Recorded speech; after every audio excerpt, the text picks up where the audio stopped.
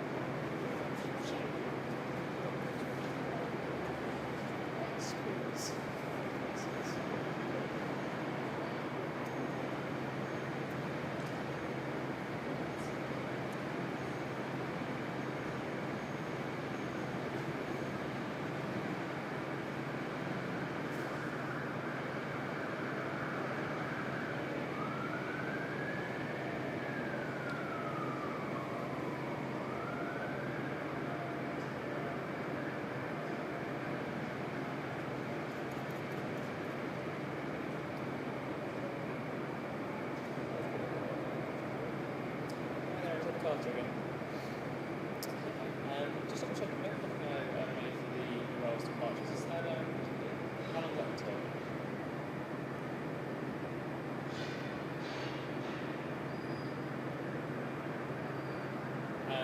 So I otherwise we stay here I'm supposed to be hanging out at 12. So as long as that comes in, it's kind of nature.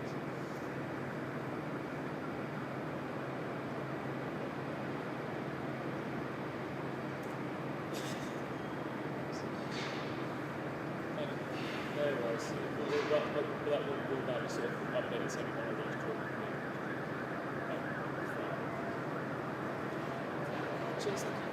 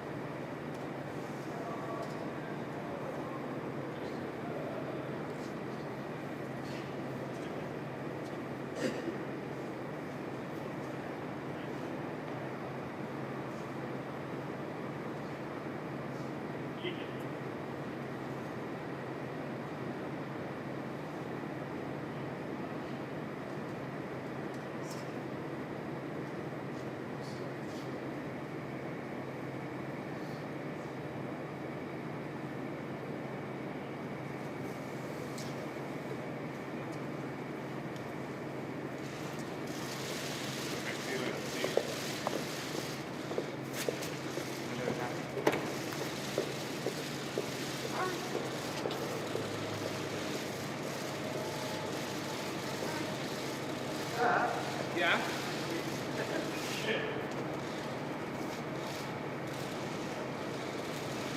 Mr. Hancock, why are we playing catch up with PPE? Were we too slow off the mark?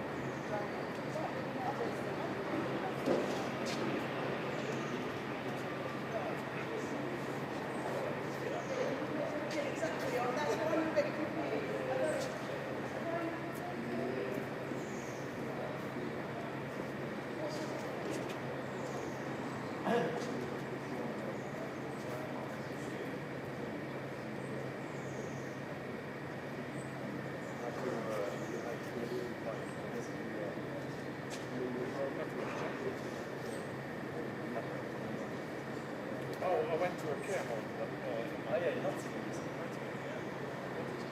What about it? I wasn't about it. I had to wear a hazmat and everything. It was really hard. It's really hard for anything. They are wearing their masks as well.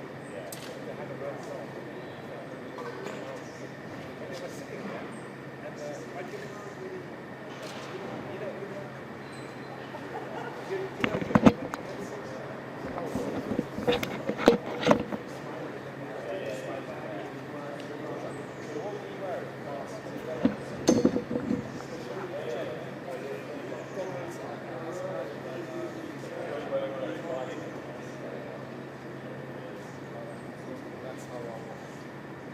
You okay?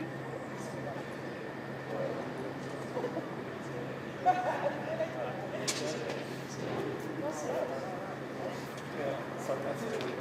Going there, because they're no. They look at you. But it wasn't. It's not right.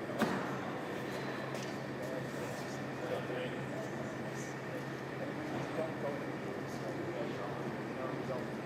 And the other thing is,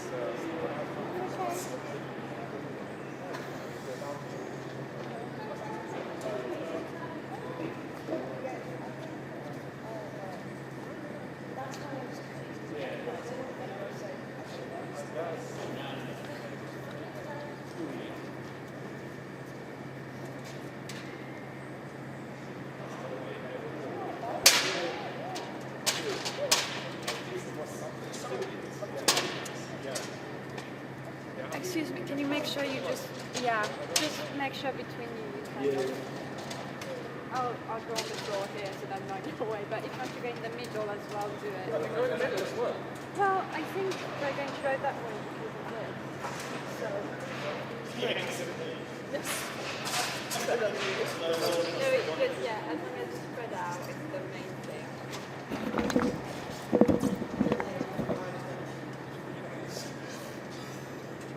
There will always be my broadcast set up when it was so bright and such the light, like the sun, like the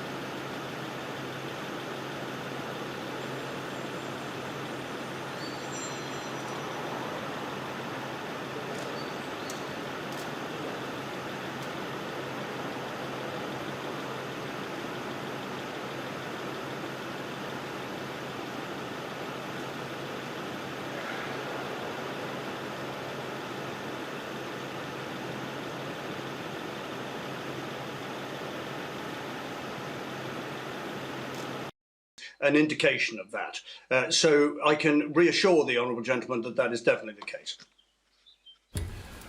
I now call Christian Wakeford, the member for Bury South, whose question was grouped with the substantive question of Marco Longi.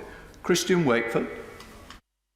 Thank you, Mr. Speaker. And may I also wish my colleague a very happy birthday from Radcliffe.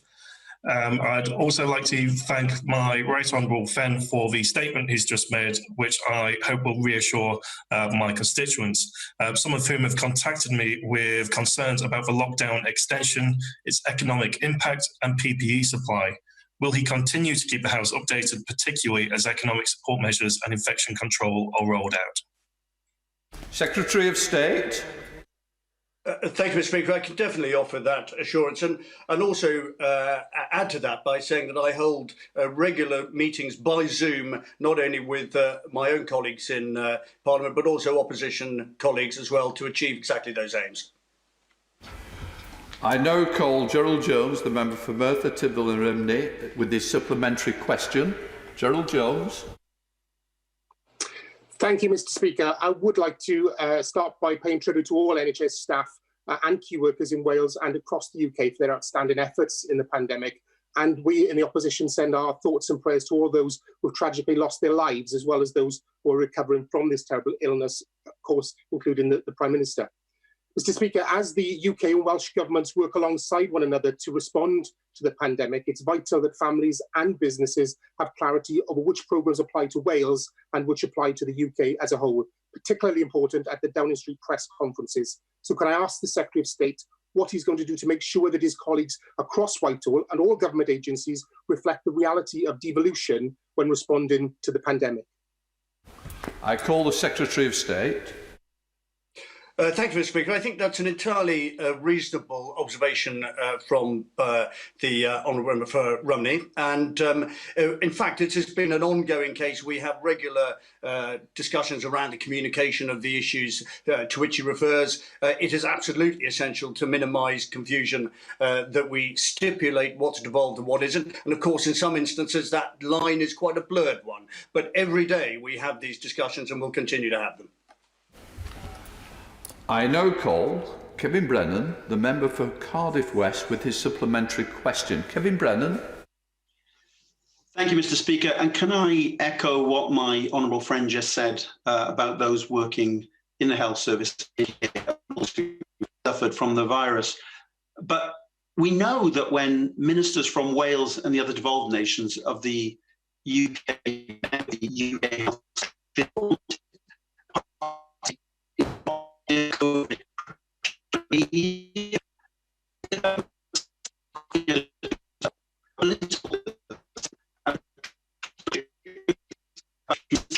I hope the Secretary can make the most of that question. The line did go down. Secretary of State. Mr. Speaker, thank you. I don't know if I caught any more of that than you did, but I could see. I could get the general gist of it. Okay.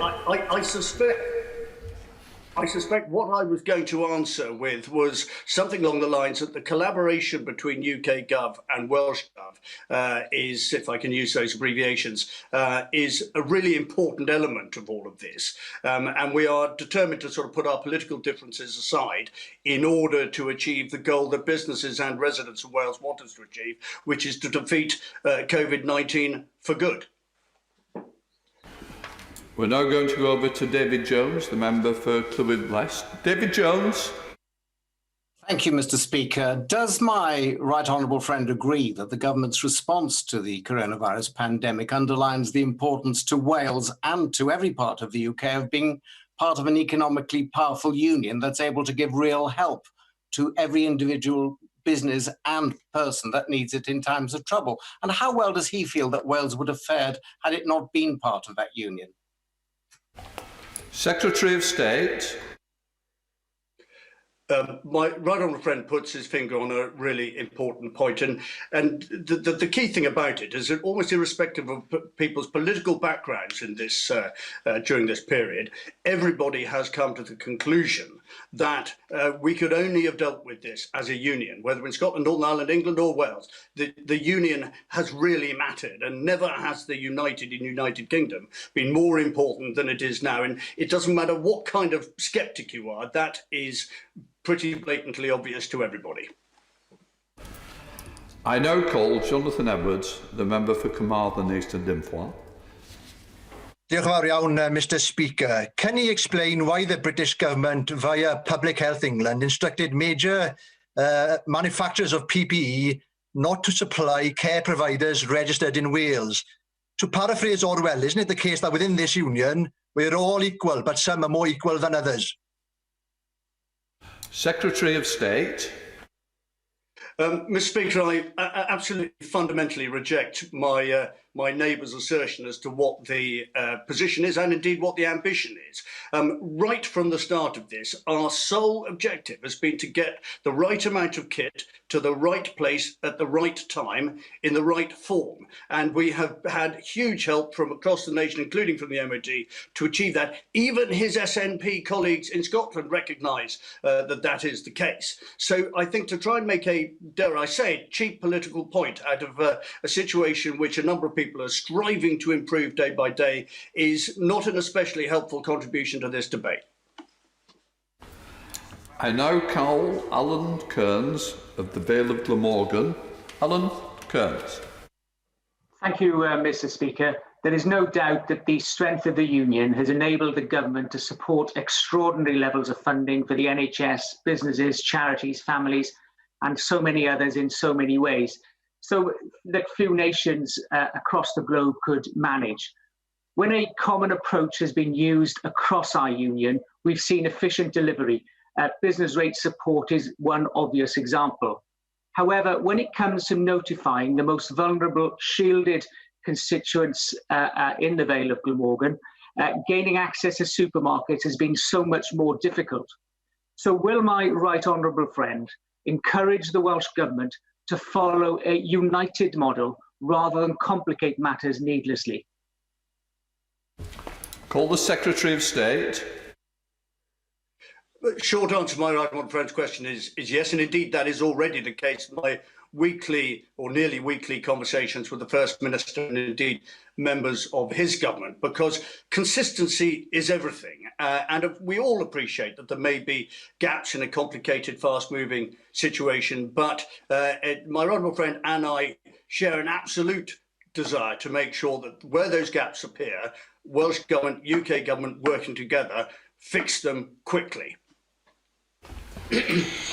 I now call Chris Elmore, Ogmore. Chris Elmore. Thank you, Mr Speaker. Can I thank the Secretary of State for his answer previously to my honourable friend, the member for Merthyr and Rumney, but can I press him further? There is still a particular concern about the Downing Street press briefings that are not getting through, that we are in a devolved nation's system of government in the UK. And can I also ask what representations he's made to the BBC and other public broadcasters to ensure that it is made more clear that certain aspects of policies being announced from Downing Street or from the UK government may not apply to Wales or may apply in a different way. It's extremely important, I'm sure you would agree with me, that we get the correct information out to people across Wales and across all the nations of the UK. Secretary of State. Thank you, Mr Speaker. The honourable member's comments about the BBC are significant, and in fact we have already made approaches through the Wales office to a number of different media outlets in order to make precisely that point. On the question of the Downing Street briefings, that point will be made. It is made, and I have noticed actually there has been a shift towards a greater clarity between devolved and non-devolved matters. I will talk to colleagues in the relevant places to make sure that we keep looking at that as closely as we should. I now call Robin Miller, Aberconwy. Thank you, Mr Speaker. In Aberconwy and indeed across North Wales, my colleagues and I have been working with the Betsy Holiday Health Board to make sure that their preparations are in place for the coming wave. Can my right honourable friend explain what assurances he has had from the Welsh Government about the proper prioritisation and distribution of resources across Wales and within Wales, and in particular, I'm interested in oxygen supplies. I now call the Secretary of State. Thank you, Mr. Speaker. I can offer, I hope, some assurances, the most recent of which is the application by Welsh Government for additional military support in achieving exactly the aims that he refers to, especially around the oxygen supply. Whenever we've had those requests, I think the most recent was on Thursday last week for an additional 20 military planners. It is, of course, UK Government's desire to grant those and get them in place as soon as possible. I now call Jamie Wallace, Bridgend. Jim. Thank you, Mr. Speaker. Wales has a higher proportion of businesses that are micro or very small than other parts of the UK. The survival of these businesses is vital for the Welsh economy, but is also vital for supply chains across the four nations.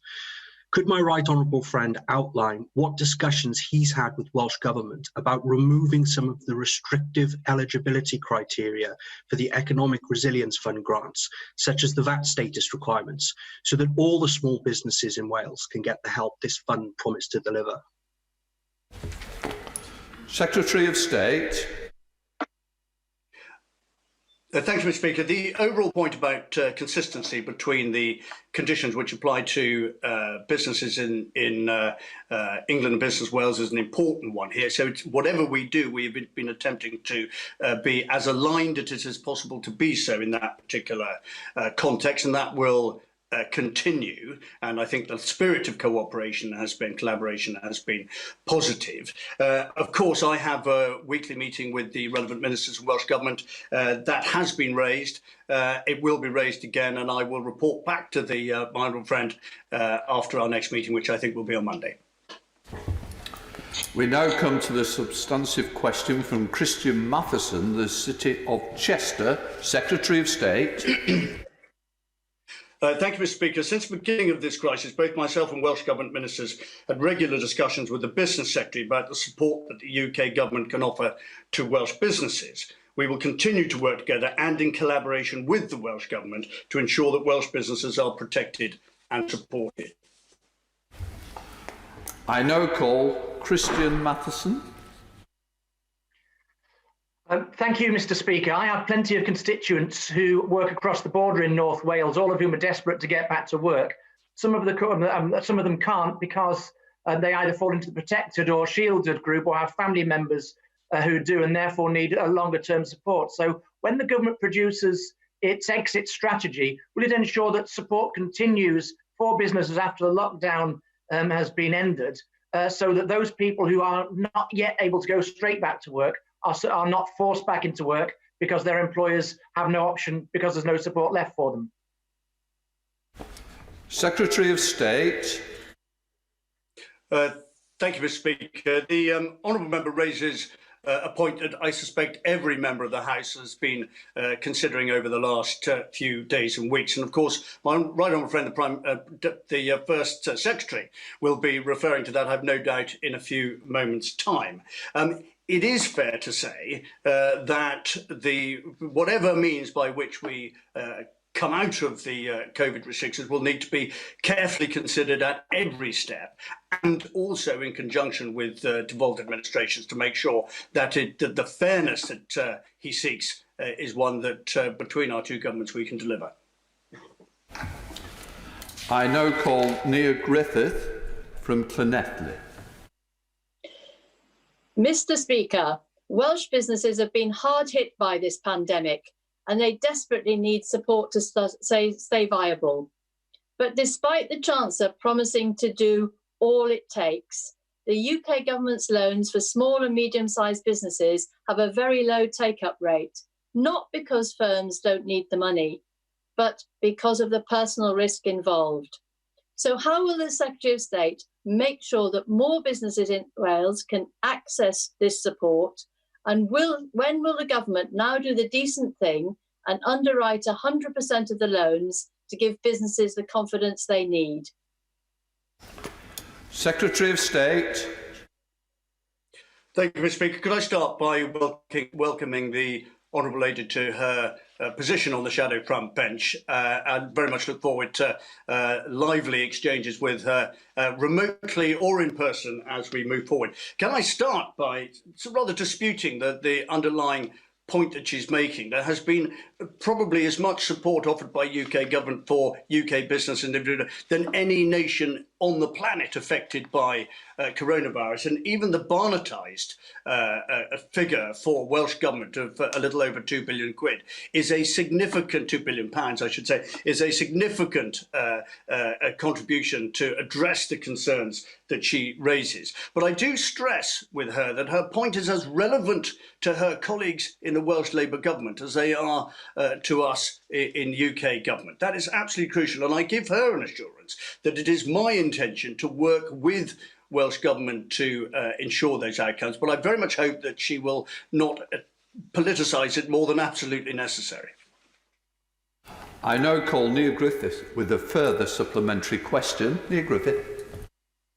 The UK government job retention scheme is an important tool for Welsh businesses and their workers, but gaps in the programme have left some employees relying on dismally low universal credit payments. For example, where reduced demand means employers need to put workers on short-time working, they cannot top up from the scheme for their lost hours.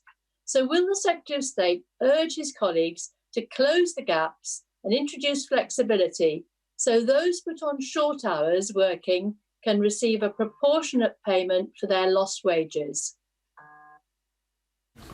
Secretary of State. Thank you, Mr. Speaker. As the Chancellor himself has said, we are fully aware with schemes of this nature set up under enormous pressure and at great pace that there may be occasions when it doesn't work perfectly for everybody. What we've attempted to do, and I offer this to the Honourable Lady, is where there are examples of the system not perhaps being as watertight as we think it could be, if she alerts me to those individually, I will take them up either with the relevant department in UK government or indeed with colleagues in Welsh Government, if that helps. I now call Liv Saville-Roberts to Marionnid with the first supplementary question. Liv Saville-Roberts. Diolch yn fawr, Lefarydd, and I'd also like to thank all the technical staff. Necessity is truly the mother of invention, and they have done extraordinary work. And I'd also like to take the opportunity to congratulate the 4 Plaid Cymru-run councils, Gwynedd, Ynys Môn, Ceredigion and Carmarthenshire, as well as Pembrokeshire, for working to get together to ensure that business support money is directed to those businesses who really need it and as soon as possible. Now, there remains a concern there's a loophole allowing holiday homeowners to register residential properties as businesses for tax purposes to avoid paying council tax. Will see millions of pounds directed away from legitimate businesses in other local authority areas across England and Wales. How is the Secretary of State working with the First Minister to ensure that second homeowners do not exploit the business rate system across England and Wales, and that, more importantly, COVID-19 business support money is diverted to those businesses who really need it as soon as possible? I've got to say that was far too long a question. We've got to shorten this in fairness to others. Secretary of State.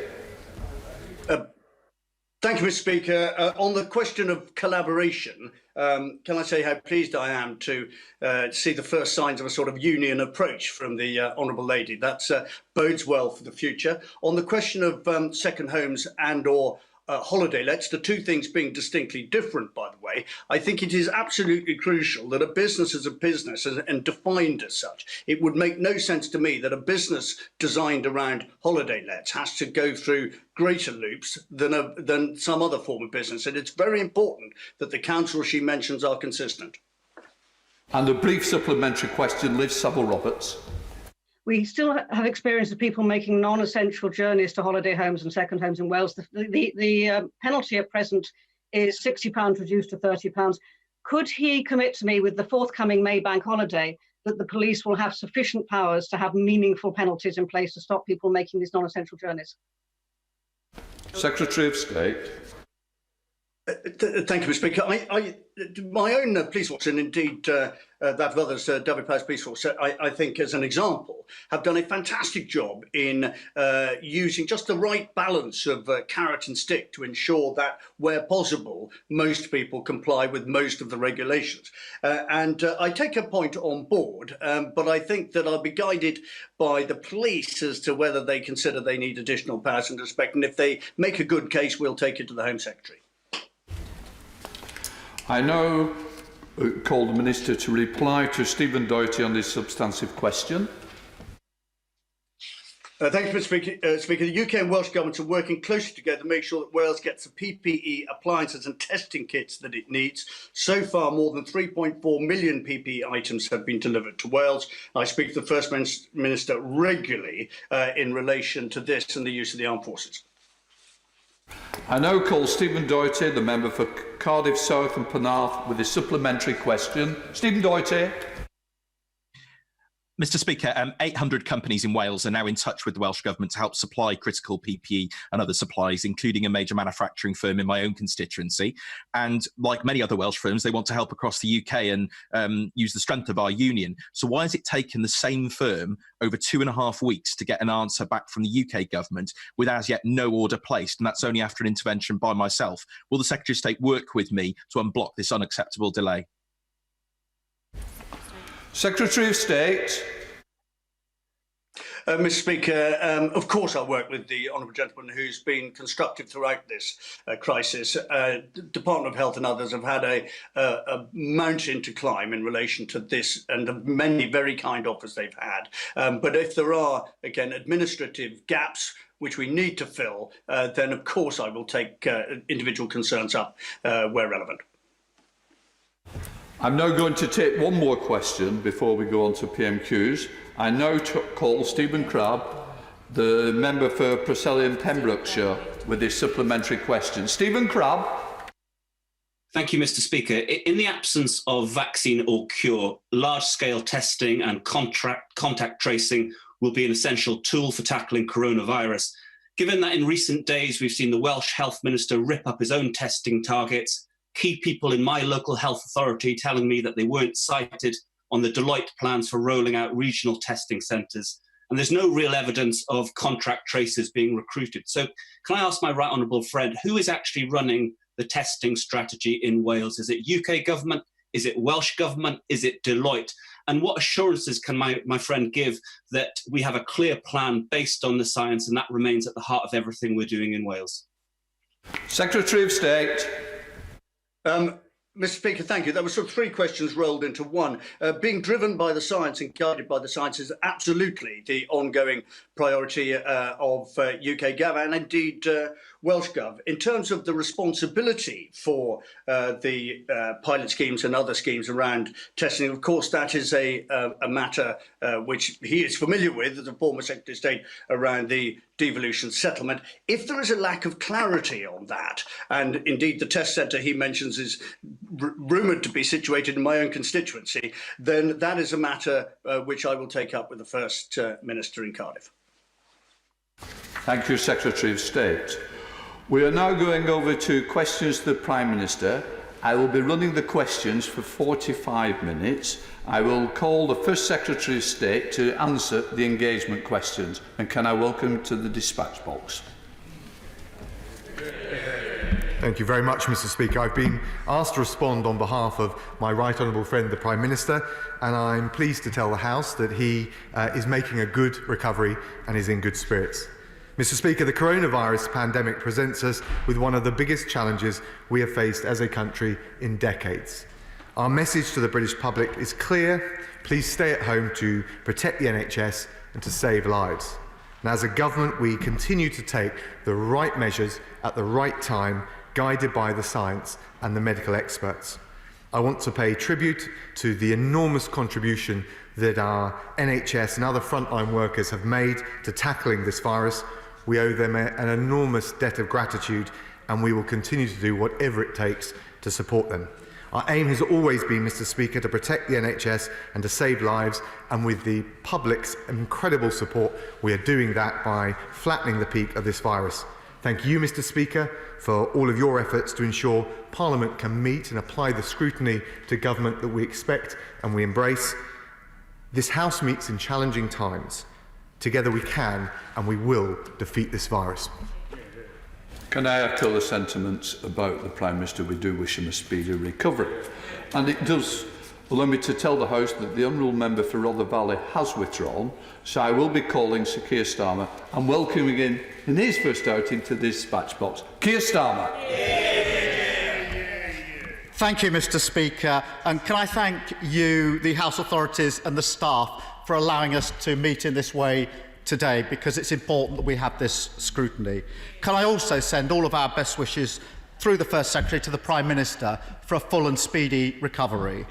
And I'm sure I speak for the whole House in sending our best wishes to all of those affected by coronavirus, and condolences of the whole House to all of those that have lost loved ones. And again, for the whole House, our deepest thanks to those on the front line risking their lives to keep us safe and our country going. Mr. Speaker, I promised that we would give constructive opposition with the courage to support the government where that's the right thing to do.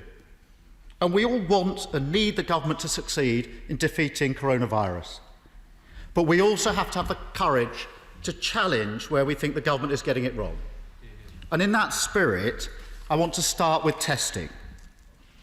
Testing is obviously crucial at every stage of the pandemic.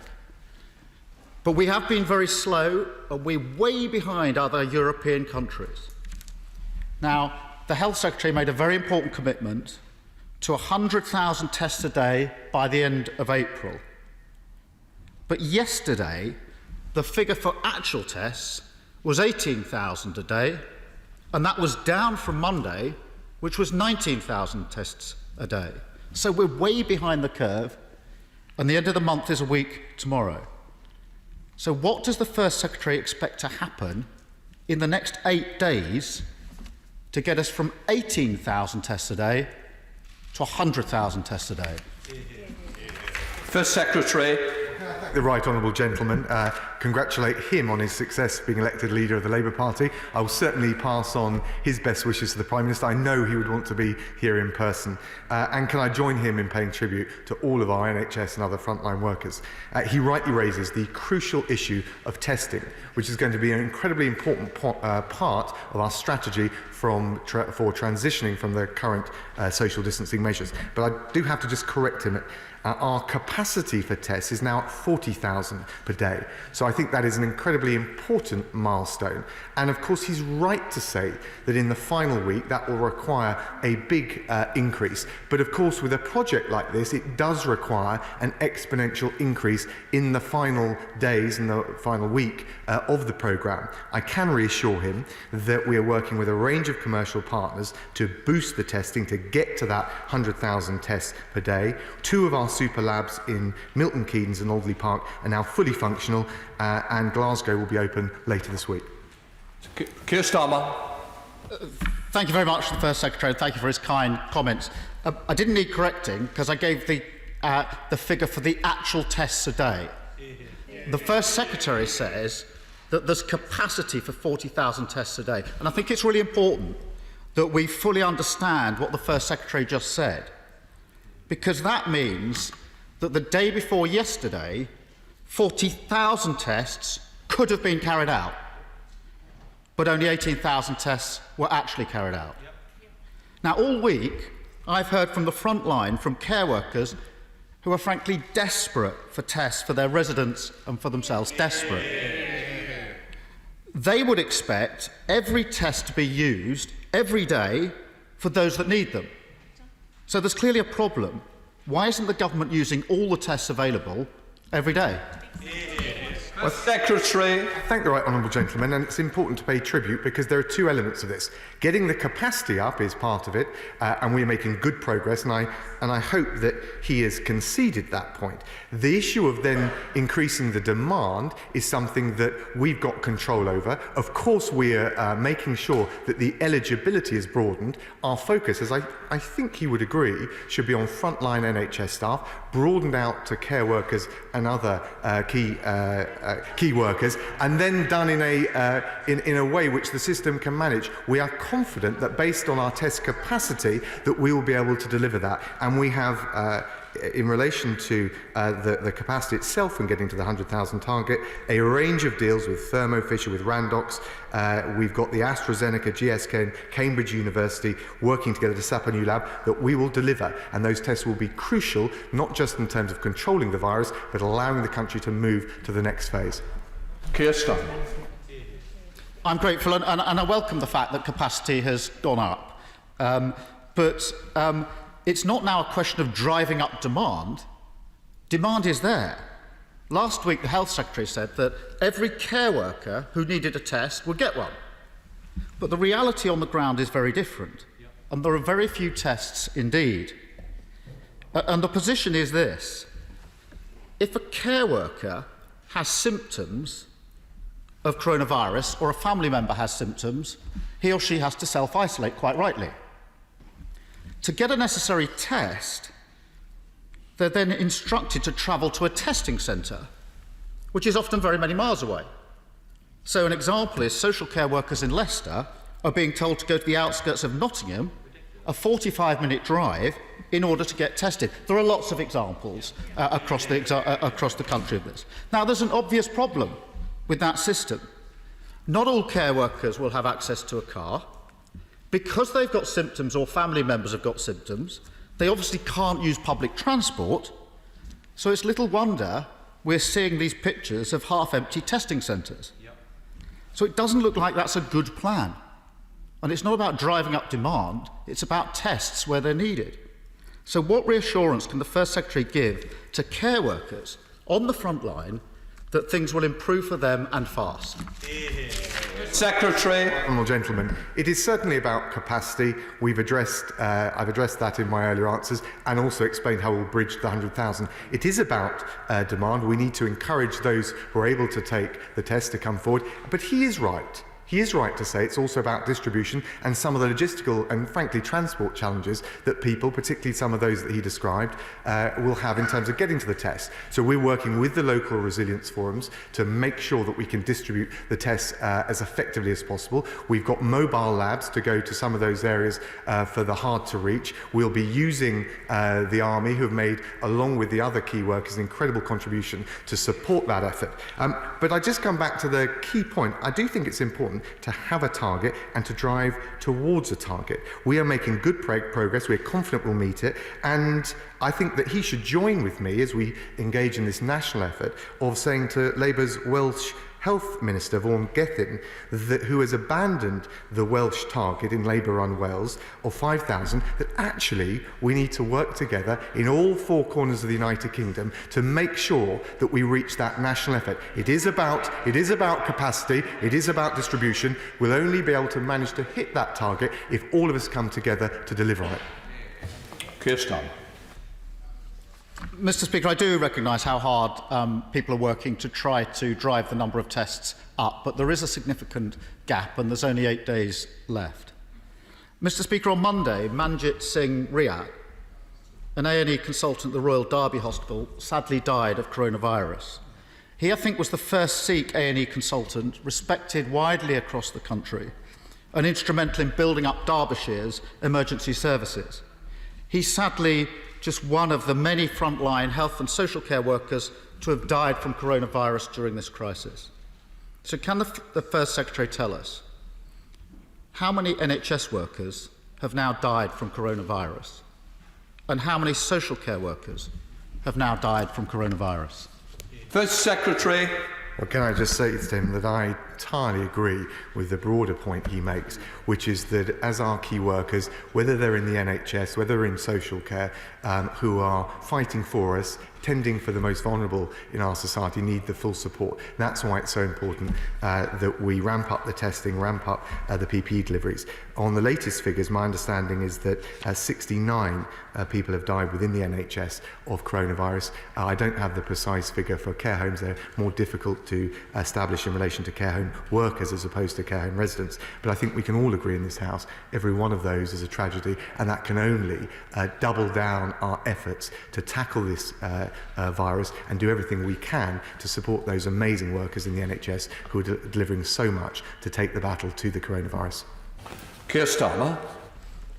I thank the First Secretary for giving us the figure in relation to NHS workers, and of course a tragic case, each and every one of them. I'm disappointed we don't have a number for social care workers, and I've put the First Secretary on notice that I'll ask the same question again next week, and hopefully we can have a better answer. Mr. Speaker, let me turn to protective equipment.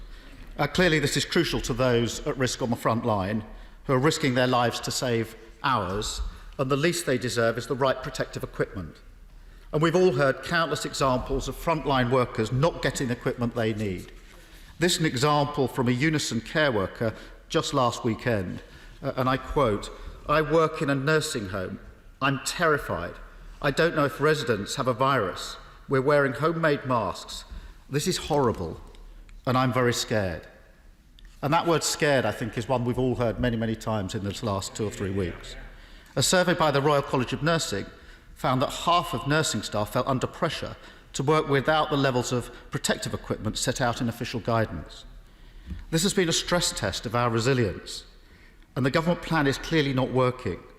So can I ask the First Secretary to tell frontline workers at risk, when will they finally get the equipment they need to keep them safe? Secretary. Thank you, Mr. Speaker. Can I first say that in relation to all of those frontline staff who have passed away as they battle coronavirus and work so hard to protect other people who are suffering, our hearts go out to them, and he's absolutely right that we must do everything we can to protect them. I know we recently had a consultant who passed away at Kingston Hospital, where I've been treated, where both my boys were born and delivered. How important that is, how personal it is to so many of us, and we absolutely agree on the need to protect them. He will know that getting the PPE to where it needs to be is a massive international challenge that every country faces globally, from China to Germany. And we've done a huge effort to provide, for example, the ventilators, which have bolstered the NHS during this incredibly difficult time. If we hadn't been able to do that, the NHS would not have been able to cope. Since the start of the outbreak, we've delivered 1 billion items of personal protective equipment, and tens of millions have been distributed via the devolved administrations. We recognise, though, that we've got to strive even harder in this incredibly difficult and competitive international environment to source the equipment. That's why we brought in my noble friend Lord Dayton, formerly Chief Executive of the London 2012 Olympics, who's been appointed to lead on our domestic efforts. We've delivered 34 million items of PPE across 38 local resilience forums. We've established the hotlines, the Royal Mail procedures, a new pilot website to make sure not only have we got the amount of PPE that we need to, but also that it can get to the most vulnerable and those on the front line who need it most.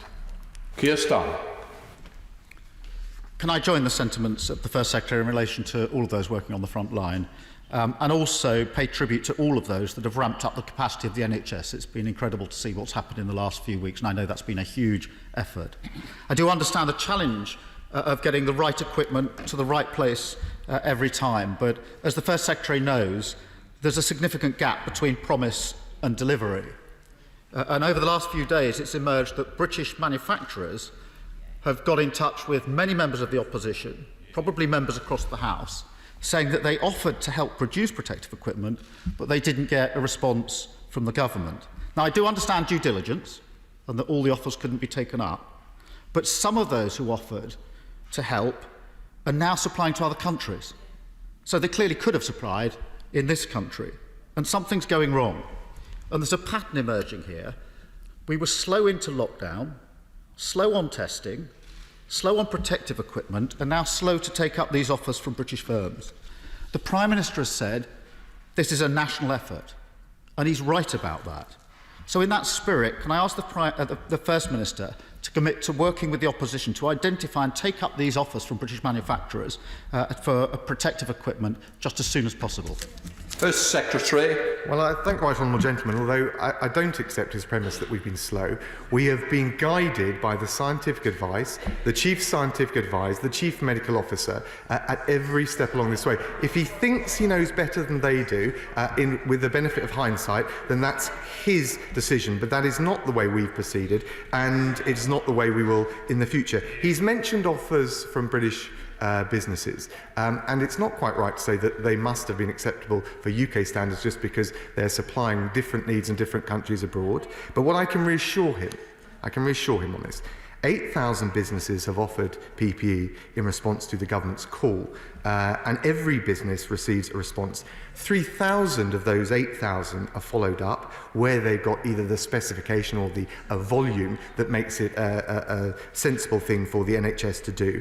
And he did make, I think, a sensible point about specifications and health standards. He will know from the reporting that in other countries that have distributed PPE without those high standards, they've been distributed with faults or flaws, they've had to be recalled, and health workers in those countries have had to go in isolation. So I appreciate that he wants to put pressure and scrutinise the government, but I think, and I hope he'll understand, the need to take the right decisions and to scrutinise very carefully the precious PPE that we're putting on the front line to protect our key workers.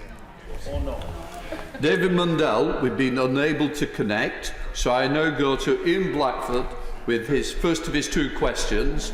Ian Blackford. Thank you, Mr. Speaker. As the COVID-19 pandemic continues, we are reminded every day of the terrible toll that it takes on our society, but also of the heroic efforts by our frontline workers, and I would like to take the opportunity to put on record our gratitude for everything that they do. Mr. Speaker, it is now 34 days since the Chancellor first announced a package of economic support, at the time heralded as a package of support for all businesses and workers during this health emergency. And yet, 34 days on, thousands of businesses and individuals have found themselves with no income, with no support, and no end in sight, and all because of arbitrary cut-off dates and bureaucratic barriers imposed by this UK government. People are being left behind. Today, the Scottish National Party is leading a cross-party call for a universal basic income to finally protect everyone. It will put cash in people's pockets, and it will help ensure a strong economic recovery and a fairer society. Can the First Secretary of State give us a straight answer today? Does he support this proposal or does he reject it? First Secretary. Thank you, Mr. Speaker. Well, first of all, can I pay tribute, along with the honourable gentleman, to the key workers that have served every one of our four nations. Can I also say, in relation to Scotland, that we recognise the UK-wide effort to tackle coronavirus, the RAF helicopters helping Scottish patients get treatment, the Regiment of Scotland setting up test centres in Glasgow, and the 11 million items of personal protective equipment that have been delivered from central UK government stocks to make sure that as one United Kingdom we defeat the coronavirus. I don't agree with his point on the universal income. The Chancellor has, I think quite rightly, adopted and announced a series of measures, second to none in the world, to support workers through the job retention scheme, to make sure that for those that don't qualify, other support like an increase in universal credit and working tax credits are able to deal with the challenge. And I think we need to have a very focused approach, providing the resources that we need to those that need it most. And a universal income without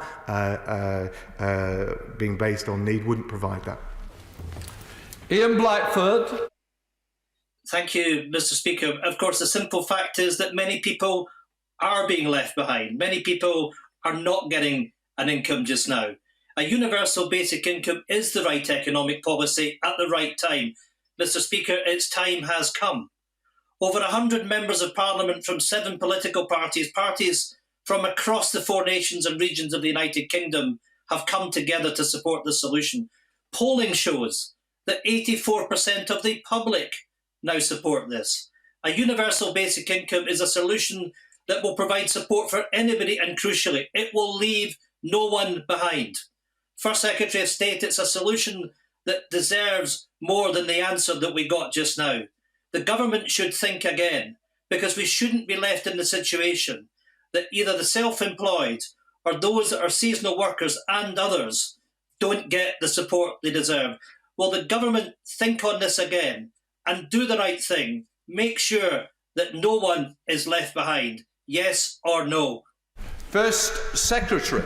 I thank the right honourable gentleman, but as I made clear in my earlier answer, we want to make sure we provide the support to those who need it most. A universal approach, uniform without reference to need or income or the most vulnerable in our society is not the way I respectfully suggest to achieve it.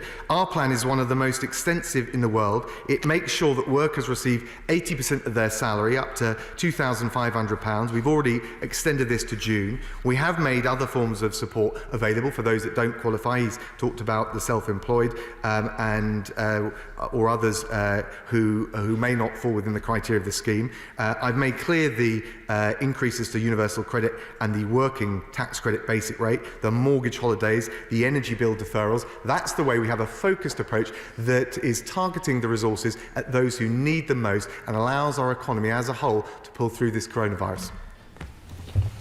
We're now going over to Peterborough. Mr. Speaker, at this time of national emergency, many people are being forced to use their bank overdrafts. Yet the banks are charging 20% interest per year, which they're going to increase to 40% in July. At the same time, they're offering savers a pathetic interest rate of 0.1%. Yet these are the same banks that were saved by billions and billions of pounds of taxpayers' money. What on earth is going on? When are the banks going to act in the national interest? Acting Prime Minister. Off in his prime. I think the First Secretary can get the best out of that. We'll all benefit. First Secretary. I thank my honourable friend. I'm pretty sure I got the gist, and he's right to refer to the support banks need to be providing to customers. And thanks to the work of the Chancellor, the major banks and building societies have provided relief to those impacted by coronavirus, including deferring mortgage and other loan repayments, including increasing overdraft limits, including increasing credit card limits. By the first week of April, 1.2 million mortgage payment holidays had been granted, and in this national effort, as we pay tribute to those across the country who are stepping up to the plate, we certainly expect the banks to do their bit.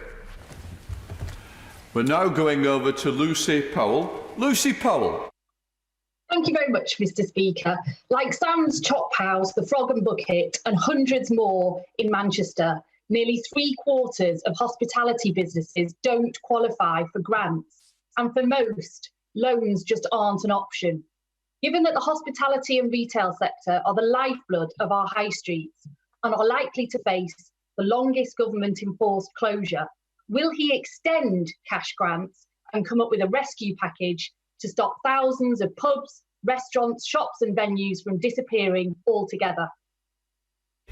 First Secretary. Well, can I thank the Honourable Lady, and I certainly agree with her about the challenge we've got across all the sectors she mentioned in making sure that we see them through this incredibly difficult period. We want to make sure that the country, the economy, all those small businesses, all those sectors she mentioned can bounce back. The Chancellor has introduced a whole range of measures in relation to both finance, grants where they're capable of being made, and also other tax deferrals to enable small business and those in the sectors she described. I will, of course, certainly, if there are any particular businesses, take them away and look at them very carefully and make sure that the Chancellor can assess whether there's any more we can do. But we've got to make sure, from the high street to those sectors which are adding huge value to the economy, that we're in a position after the coronavirus ebbs, and once we come through the initial crisis, to bounce back. And we'll do that by looking after all of those small businesses and all of those sectors that she rightly described.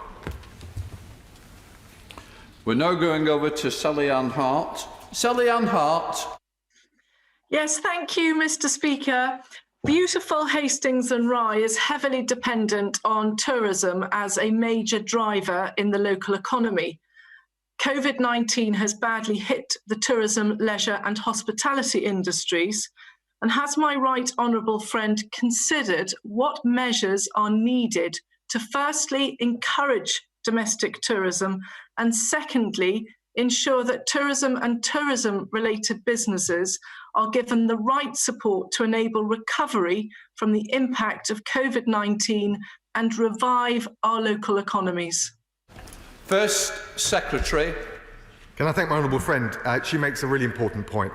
We know that the coronavirus is significantly affecting the tourist industry. That was a point actually made by the previous honourable lady as well.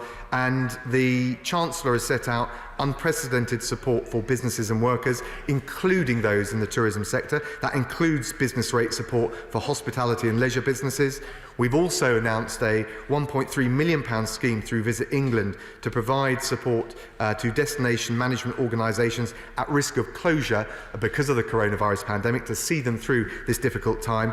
And we are committed to helping the industry get through this crisis so that we can encourage people to take holidays and to revive the tourism sector as we come through the crisis. We now go over to Barry Gardner. Barry Gardner. The Government Scientific Advisory Group on Emergencies recommended an urgent lockdown to save lives on the 26th of February, but it took another 3.5 weeks to implement it.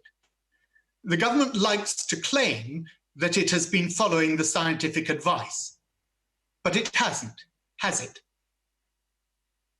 First Secretary.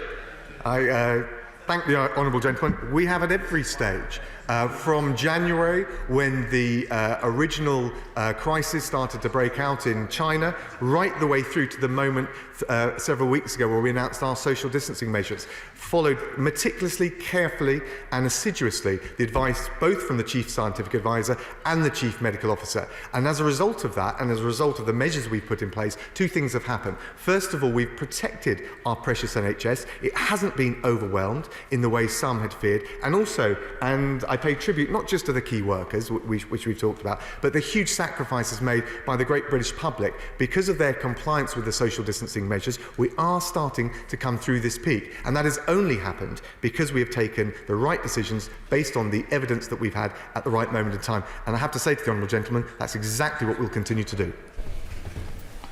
We are now going over to Nick Fletcher. Nick Fletcher. Thank you, Mr. Speaker. Can I ask what recent steps the government has taken to ensure that the NHS has adequate supplies of personal protective equipment? First Secretary. Can I thank the honourable gentleman? This has been raised already in this House. It's critically important, and I totally agree with him on the imminent need for getting the PPE to the places that need it most. Since the start of the outbreak, we've delivered 1 billion items of personal protective equipment. We've made sure we've distributed it via the devolved administration so that all 4 nations get the equipment they need. We're also working through the local resilience forums with our local authorities and with the support of the military, and making sure whether it's NHS key workers on the front line or care home workers that everyone who needs it is getting the PPE they need. And with the help of my noble friend Lord Dayton, who ran the Olympics, we are going to ramp up even further our capacity to not just procure and produce PPE, but get it to where it's needed most. Naz Shah. Thank you, Mr. Speaker. At a time of national crisis, it's critical the government keeps its word. Local councils are ensuring communities get the support they need. I know this from the work that has taken place in Bradford. They are the government on the front line. Will he confirm the government will meet its promise to fund whatever is necessary and fully compensate them for all the cost and loss of income related to the COVID-19 crisis, and not just the funding already announced that only partially covers what the councils have already spent? First Secretary. She's absolutely right, and I pay tribute to the councils up and down the country who, whether it's through social care or the services that they need to provide to their residents, are doing an incredible job. And I can reassure the Honourable Lady that we've already announced an additional £1.6 billion of funding just this weekend to support councils delivering those essential services on the front line. We're now going over to Matt Vickers. Matt Vickers. Thank you, Mr. Speaker. I welcome the government's commitment to write off £13 billion of debt for hospital trusts across the country, freeing up our hospitals to work through the crisis and creating a firmer foundation for the NHS when we reach the other side. Can my right honourable friend confirm that the government remains committed to record levels of investment in the NHS so that the world's greatest health service can become even better? And would you be willing to look at the case for capital investment in the ageing but amazing award-winning North East Hospital? First Secretary. Can I thank the honourable gentleman? He will know that under this government, the NHS will have record funding enshrined in law, the largest hospital building programme in a generation, 50,000 more nurses, 50 million extra GP appointments. In response to the coronavirus, the Chancellor has also launched a £14.5 billion coronavirus emergency response, of which £6.6 billion will go to the NHS. And in relation specifically to North East, we would encourage the Trust to continue to develop their plans and their priorities for local new NHS infrastructure, and we're looking very carefully at all of those. We're now going over to Stephen Kinnock. Stephen Kinnock. Thank you, Mr. Speaker. The Port Talbot Steelworks is the beating heart of the economy and the community in my Aberavon constituency. And there will be no post-pandemic recovery for our country unless we have a strong and healthy Welsh and British steel industry. The government's coronavirus large business interruption loan scheme is capped at £50 million, which is only 1/10 of what Tata Steel believes will be the cash flow impact on the company over a 6-month period. Will the government now urgently take steps to lift the loan cap to a level that will give our steel industry a fighting chance of surviving this crisis? First Secretary. Can I thank the honourable gentleman? He's right to refer to the business interruption loans. We've made grants of up to 25,000 available for small businesses. I understand the point he makes about the sector in his constituency. We have made changes to the loan scheme, principally to make it quicker to access. 12,000 loans have now been approved, and I know that the Chancellor is looking very carefully at the sector in his constituency, the steel sector, and all of those who are not directly benefiting from this particular scheme, to make sure that in the round we're providing the measures that we need in a targeted way to support all of the different crucial elements of the economy. James Sunderland. Mr. Speaker, one of the most striking features of the past few weeks has been the way in which so many public, private and voluntary organisations have put themselves out of shape to deal with the pandemic, not least in my own constituency, for which a heartfelt thank you. Could I please ask the First Secretary to join with me in commending the remarkable resilience, initiative and spirit of the British people, and also perhaps to outline what he sees as the essential ingredients for getting our country through this? First Secretary. I think, my honourable friend, we're facing a challenge we have not faced for decades in recent memory, and it is a national effort and a team effort. So the critical ingredient is that the country comes together, as it has done, in this incredible national effort and national mission to defeat coronavirus. And like him, I pay tribute not just to the NHS workers, their carers and all those on the front line, but also to those in the voluntary sector, also to those, the people that we're understanding more and more are really also part of the key workers in our economy and our society, the delivery drivers, the people working in the supermarkets, and all of those who are steering us through this time of national crisis. Together we can rise to the challenge, and I'm absolutely confident we will rise to the challenge and come back as one United Kingdom, stronger than ever. We're now going over to Ruth Cadbury. Ruth Cadbury. Thank you, Mr. Speaker. For weeks, there's been a significant gap between promises from government and the reality that's been experienced by our constituents. So when will the government learn from the delays they've experienced so far, learn from other countries, and also learn from the success of the speed in which the Nightingale hospitals were delivered? When will they learn from the best in crisis decision-making and start to deliver solutions that fit the promises? First Secretary. Well, can I say to the honourable lady, first of all, she's absolutely right. With an unprecedented crisis, of course, we'll learn lessons. There is no country in the world addressing this crisis that doesn't.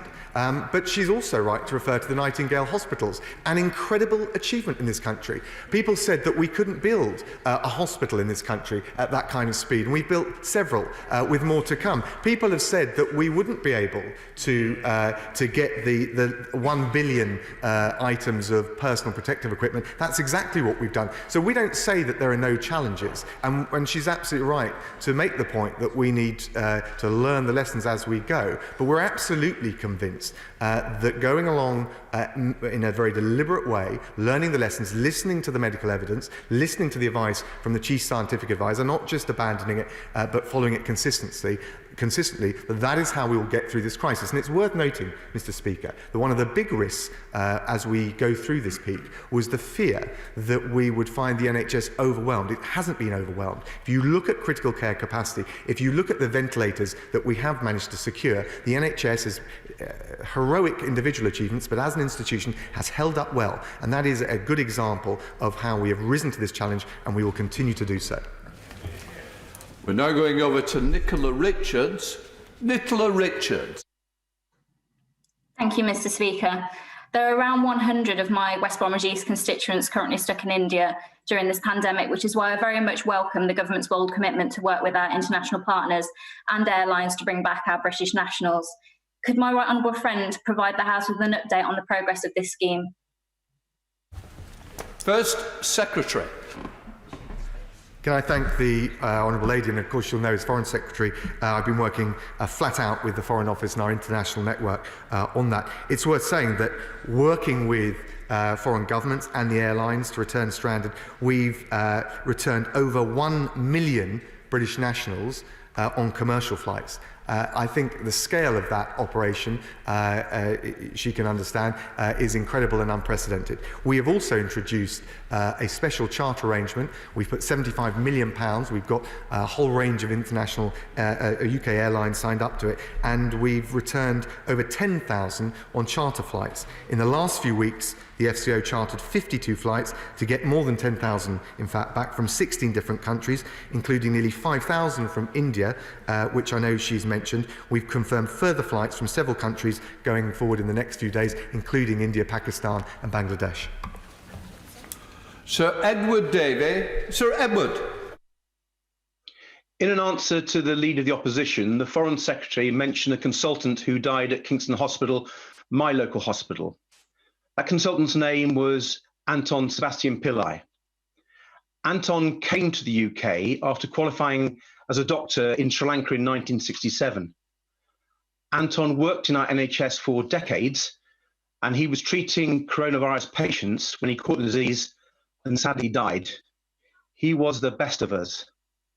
So on behalf of Anton and the other brave NHS and care workers who made the ultimate sacrifice for others, and so we learn the lessons urgently ahead of a future pandemic, will the government commit itself now for a future independent judge-led inquiry into how this crisis has been handled? First Secretary. Can I thank the right honourable gentleman, and I join with him in the tribute that he made to Dr. Anton Sebastian Pillai. I know firsthand, I've been into Kingston Hospital, my boys were born there, I've been treated there, the incredible work they do, and it's my local hospital too, and so I join with him in paying tribute to what they've done. I have to say I won't take up his offer of committing to a public inquiry. I think that there are definitely lessons to be learned, and when we get through this crisis, it will be important that we take stock and we come together to understand, with an unprecedented challenge on an international scale, what can be done to avoid it happening again. But I think right now, from our key NHS frontline workers to the members of the public, they would rightly expect our full focus to be, as we come through the peak of this virus, to make sure that we save lives, protect the NHS and steer the whole country through this crisis, rather than engaging in that process or that set of deliberations right now.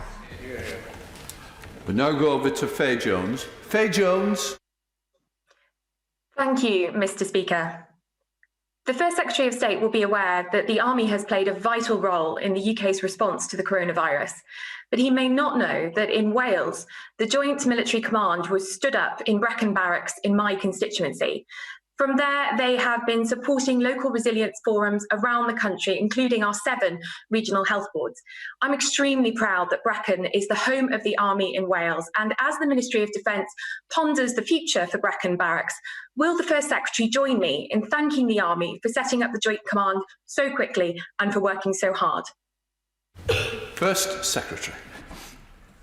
Can I thank my honourable friend? I absolutely join with her in paying tribute, as I did in relation to one of the questions in relation to Scotland, of paying tribute to the heroic effort that our armed forces are making in all 4 corners of the United Kingdom, in particular in relation to Wales. Our servicemen and women have worked tirelessly to help build the hospitals, drive the ambulances and deliver the PPE to where it needs it most. And along with the other key workers, we pay tribute, and we pay tribute to the fact that it is the UK Armed Forces in all 4 corners of the United Kingdom who are helping to deliver and get this country through the coronavirus challenge. We go across to Liv Saville-Roberts. Liv Saville-Roberts. Diolch, Llefarydd. If the lockdown is lifted in one nation or region because it's past the peak, we will see confusion and we will see people starting to move around, and that runs a risk of further infection. Will the First Secretary of State confirm that if the 4 nations approach is to be meaningful, the 4 governments must have an equal say, and that lifting the lockdown can only happen by the unanimous agreements of the 4 governments together? First Secretary.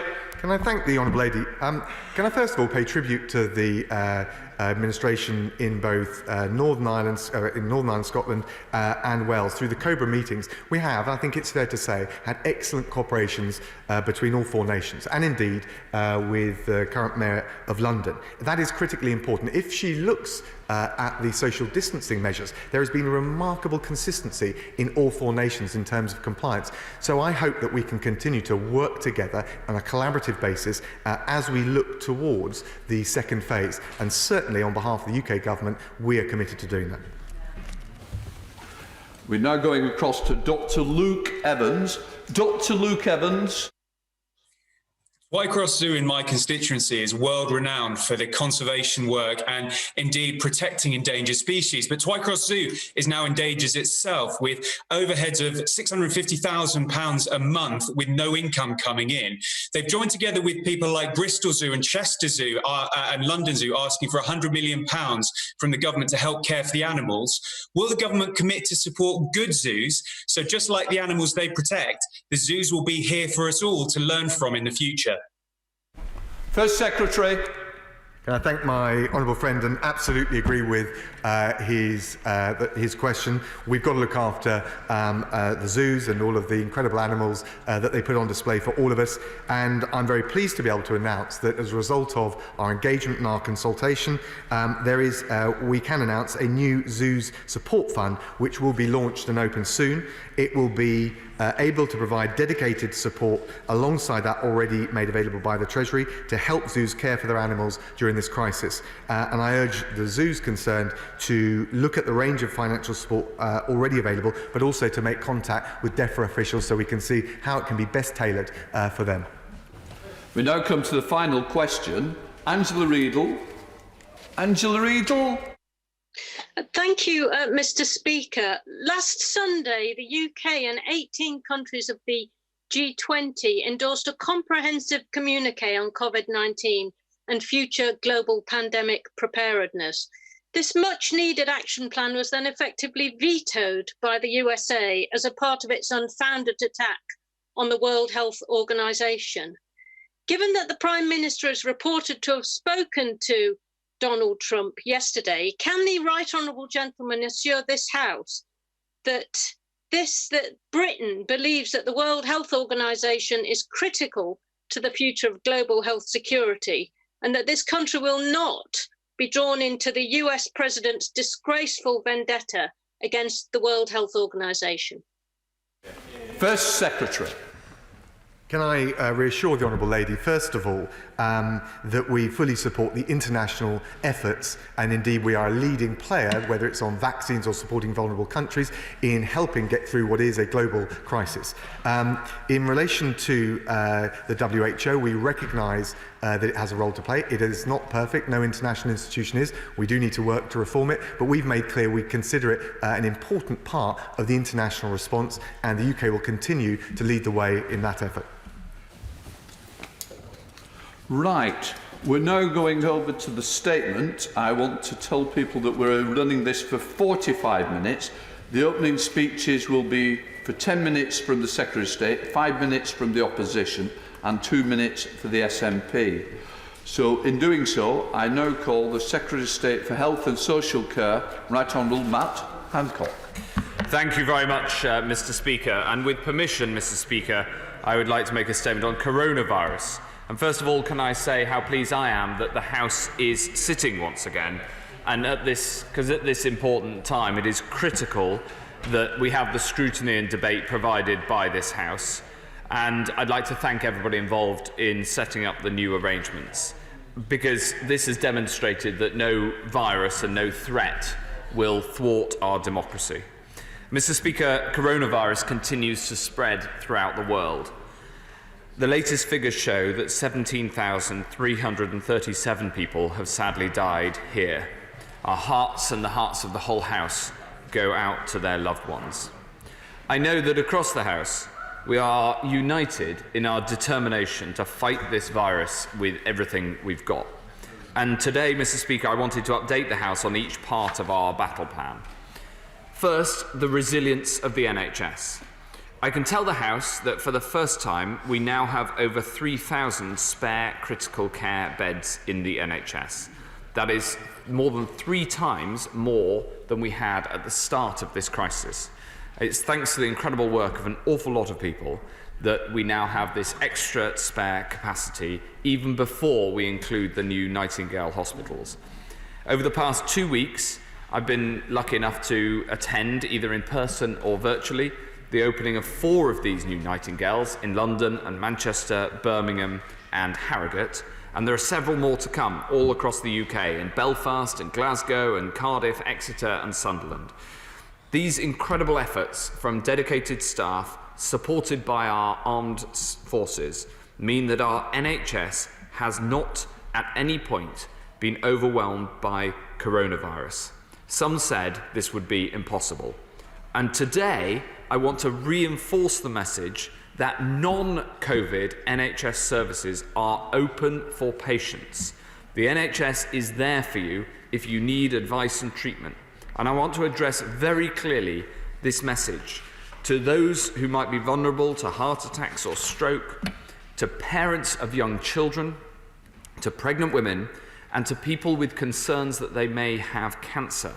I want to emphasise that people with non-coronavirus symptoms must still contact their GP. If you think you need medical help, please contact your GP either online or by phone to be assessed. If you need urgent medical advice, use NHS 111 online, or if you can't get online, call 111. And of course, if it's serious or life-threatening, call 999. If you are told to go to hospital, the place you need to be is in hospital. The NHS is there for you and can provide the very best care if you need it. The second point of our battle plan is on supply and working to boost supplies of core equipment. Now, the full weight of the government is behind this effort, and again, we've brought in the armed forces to help us meet this demand. This includes ventilators, both purchasing extra stock and increasing the production of new ones. We now have record numbers of ventilators, with 10,700 available for use for patients.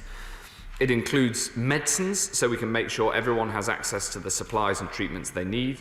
And of course, it includes personal protective equipment too. In normal times, the NHS PPE supply chain supplies 233 hospital trusts. Currently, 58,000 separate health and social care settings are being supplied with PPE. So we're creating that whole new logistics network from scratch, and we have some of the best minds in the country working on this. I'm grateful to colleagues from the NHS, Public Health England, the Crown Commercial Service, Cabinet Office, Communities Department, MOD, the Armed Forces again, devolved administrations, territorial offices, the Business Department, the Treasury, the Foreign Office, and the Department for International Trade, because they are all playing their part. And last week, I appointed Lord Dighton, who delivered the Olympics, to a new role in driving forward PPE manufacturing here. Since the start of this crisis, we have delivered over 1 billion items of PPE, and we're constantly working to improve the delivery system and buying PPE from around the world. We're also working to make more at home, and I'd like to thank the UK businesses who've generously come forward with offers to turn their production lines to part of this national effort. And I'd also like to thank members from across the House who put us in contact with businesses in their constituencies. We're actively engaged with over 1,000 companies who buy from abroad and working with 159 potential UK manufacturers. We have a rigorous system of verifying the offers that we receive, because not all offers have been credible, and it's important to focus on the biggest, most credible offers first. This work is crucial so we can get our NHS and care staff the kit they need so they can do their jobs safely and with confidence. The third part, Mr. Speaker, is to scale up testing. I've set the goal of 100,000 tests a day by the end of this month, and I'm delighted to say that the expansion of capacity is ahead of plans. Even though demand has thus far been lower than expected, we are therefore ramping up the availability of this testing and expanding who is eligible for testing to making it easier to access the tests. The tests are conducted in NHS hospitals, through our drive-through centres, mobile units and home deliveries. These tests are then sent to laboratories. We've completed the construction of 3 lighthouse labs in Milton Keynes, Glasgow and Cheshire. Each site took just 3 weeks to complete and begin testing. And as we have reached the peak, and as we bring the number of new cases down, so we will introduce contact tracing at large scale. The introduction of the new NHS app for contact tracing is also in development. And as we do this, we're working closely with some of the best digital and technological brains, renowned experts in clinical safety and digital ethics, so we can get all of this right. The more people who sign up for this new app when it goes live, the better informed our response will be, and the better we can therefore protect the NHS. Fourth, Mr. Speaker, we need to make sure we make the best possible use of science and research to pursue the vaccines and the treatments that are essential to defeat the virus once and for all. And here the UK is at the forefront of the global effort. We've put more money into the global efforts to search for a vaccine than any other country. And yesterday I announced over £40 million of funding for the 2 most promising UK projects at Imperial and Oxford. And the vaccine for this Oxford project will be trialled in people from tomorrow, and I'm sure that the whole House will agree this is a very promising development. And I'll repeat what I said yesterday, which is that in normal times, reaching this stage would take years, and the combination of this innovative group of people at the Jenner Institute in Oxford and the MHRA, the regulator, who deserve our special praise because they are both ensuring that the process is safe, yet is also conducted more rapidly, probably than ever before. And they deserve the support of the whole House in that work. At the same time, we'll invest in manufacturing capability, because if either of these vaccines work, then we must be able to make them available for the British people as soon as humanly possible. The fifth measure I will talk about, Mr. Speaker, in the time available, is the one where everyone can play their part: social distancing. And I just want to thank everyone from across the country for their steadfast commitment in following the rules, including in this House. It is making a difference. We are at the peak. But before we relax any social distancing rules or make changes to them, we have set out the 5 tests that have to be met. First, that the NHS can continue to cope. Second, that the operational challenges have been met. Third, that the daily death rate falls sustainably and consistently. Fourth, that the rate of infection is decreasing. And most importantly, fifth, that there is no risk of a second peak. Finally, Mr. Speaker, we're working to protect the most vulnerable through shielding. This is the sixth part of our battle plan. There have been a huge effort underway across government to contact and support those at risk. We've been boosted by the support and the help of the heroic NHS volunteer responders who signed up in their droves. Within 2 days of our call to action, an unbelievable 750,000 people put themselves forward for this initiative. So with the volunteers and with the support of the Communities Department and the NHS and local councils who've done amazing work on this, that we are shielding the most vulnerable. Mr. Speaker, these are unprecedented times for us all, and we've all seen the extraordinary impact of coronavirus in our constituencies and across the country. And even though today we are physically separated, this House is at its best when we are united in our purpose and our resolve. So I will keep working with members right across the House in this fight against this invisible killer, because this may be akin to a war, Mr. Speaker, but it's one where the whole of humanity is on the same side, and I commend this statement to the House. Right, we now go over to the Shadow Secretary of State, Jonathan Ashworth. Jonathan Ashworth.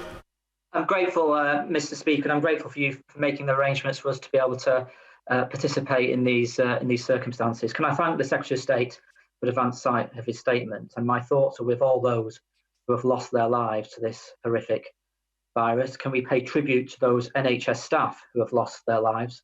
I hope when this is over, we can find an appropriate way to remember those NHS staff on the front line who gave their lives for all of us. And can we also remember those social care staff who have also lost their lives? Could the Secretary of State tell us what the actual number of social care staff is who have sadly died? The First Secretary didn't have those figures at his fingertips a few moments ago. It looks like we are heading to one of the worst death rates in Europe. The government have been careful to always say we're following scientific advice. Could the Secretary of State tell us what the explanation is from the government's scientists as to why our death rate seems so poor compared to, for example, Germany? Will he undertake to publish the SAGE minutes, which are not being published? And could he also undertake to publish the evidence as to why we are following a 7-day rule for isolation? And that appears to contradict the World Health Organization, who suggest a 14-day rule for isolation. As the virus develops, we can see now that although it attacks the respiratory system, it also attacks cells throughout the body with the ACE2 receptors. So this is leading to cardiovascular failure, renal failure. So in the same way that the Secretary of State convenes SAGE and other committees, will he convene the clinical societies so we can share understanding of the disease amongst clinicians and how best to treat the disease as research emerges? I'm sure he will be struck, as I am, by the high number or the high proportion of deaths amongst Black, Asian and minority ethnic communities. We see this in the United States as well. He has launched an inquiry. Can he update us on that inquiry and when it will report? I'm sure he is as horrified as I am at the deaths in care homes and nursing homes. This was always a high-risk sector, and which is why we were long calling for a social care strategy. Can he undertake to do 4 things? Can he ensure that all deaths are recorded on a daily basis? CQC today has suggested that the death rate in care homes is double what was reported by the ONS yesterday. Can he ensure testing for staff is delivered at care homes at local NHS sites or by mobile units? It's clearly ludicrous to expect care workers to travel miles and miles and miles to drive through testing centres. Can he ensure that PPE supply systems for the NHS is now expanded to the social care sector as well? I know he's made some announcements today, perhaps he could give us more details. And he said in the past the NHS will get whatever it takes. Can the social care now get funding to cover the huge costs they are facing associated with increased staffing and PPE?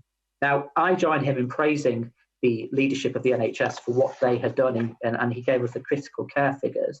Can he tell us how many general and acute beds are currently empty in the NHS? And if there are significant numbers empty, could they be used for residents from social care, or could they be used to start returning to doing elective surgery, for example? Because we know this lockdown is having an impact on wider health problems. Cancer patients are going without treatment. We know that the elective waiting list will will rise? Could he tell us the latest estimates of what he thinks it will rise to? And of course, there is bound to be mental health problems as well associated with the lockdown. On PPE, many people are understandably angry that frontline staff don't seem to be getting the PPE on time and that we do not seem to have taken part in some of the European procurement projects. The Chancellor Duchy of Lancaster said it was because we missed an email.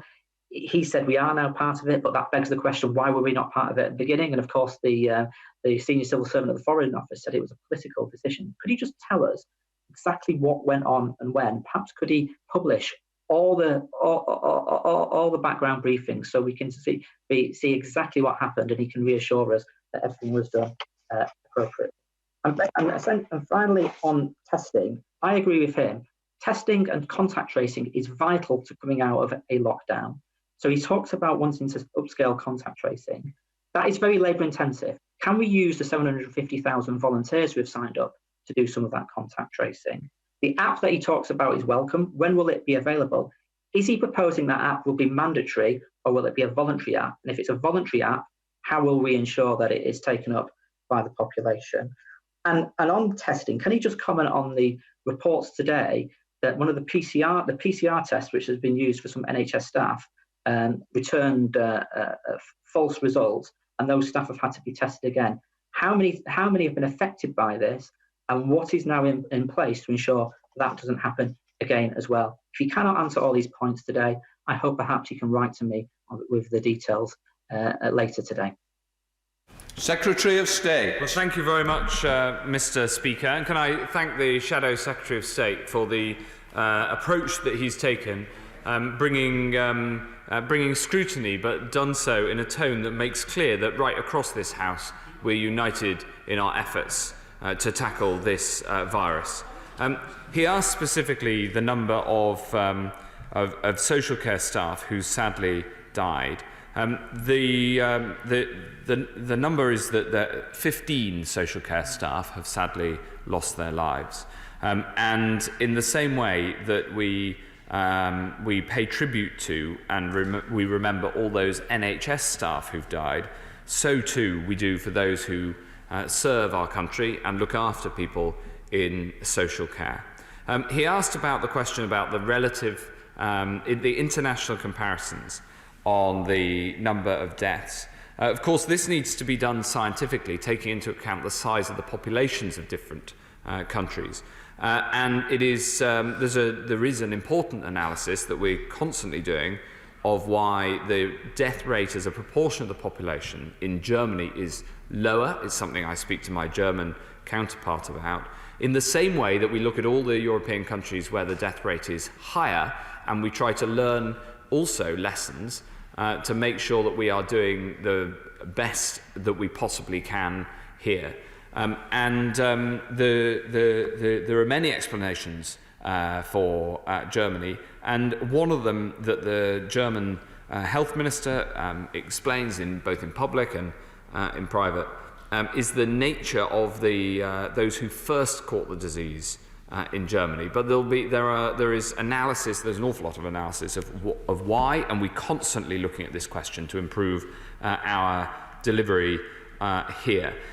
He asked about the 7-day rule and the proposals through SAGE. SAGE, of course, is an advisory committee, and it advises ministers. We are guided by the science throughout this, and the science recommends the 7-day rule on returning to, it's not returning to normal by any stretch, but coming out of full-blown isolation once somebody has had the disease, if they no longer have symptoms. That is the scientific advice, and the basis on which that decision was taken was precisely as he says, that we listen to the advice from SAGE, and then we take decisions based on it. And that was one that was where we fully accepted the advice, as we do most of these clinical type decisions. He asked about expanding clinical understanding, because he's right that the primary and the biggest impact of this is on this disease is on the respiratory system. It's not the only impact, and I will seek to take up his suggestion that the key clinical figures are convened. I think that the Royal Colleges are doing this already, and I'll check that is happening.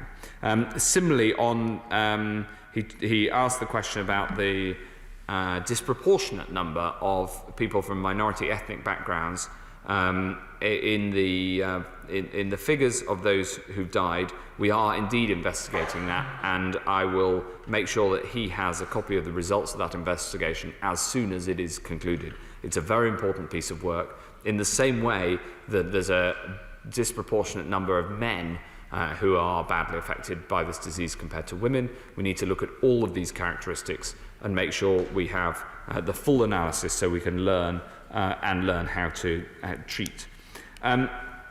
He asked about care homes. All deaths in care homes, of course, are recorded. The figures are the difference in the figures between the figures produced by the CQC, the Office for National Statistics, and the NHS for deaths in hospitals. Those figures measure slightly different things at different time frames. It's very important to look at a rigorous analysis of the comparison of the three. Yesterday there was some debate about whether the ONS figures showed that the deaths, when you measure deaths outside of hospitals, were 40% higher. It turned out that wasn't true. It was comparing apples and pears, and the real figure is closer to 20%. So I would just caution him against comparing the headline figures without a true comparison of the underlying statistics. He asked about the testing of staff.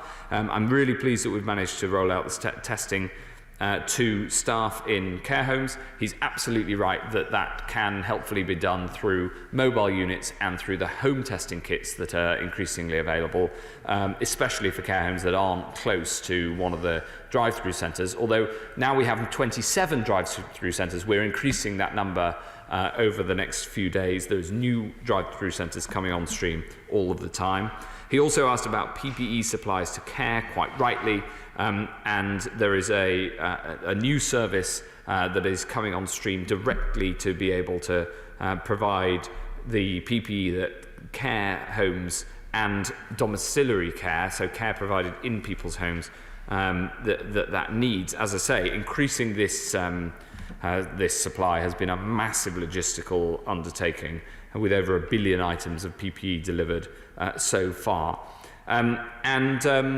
The couple of other questions that he asked.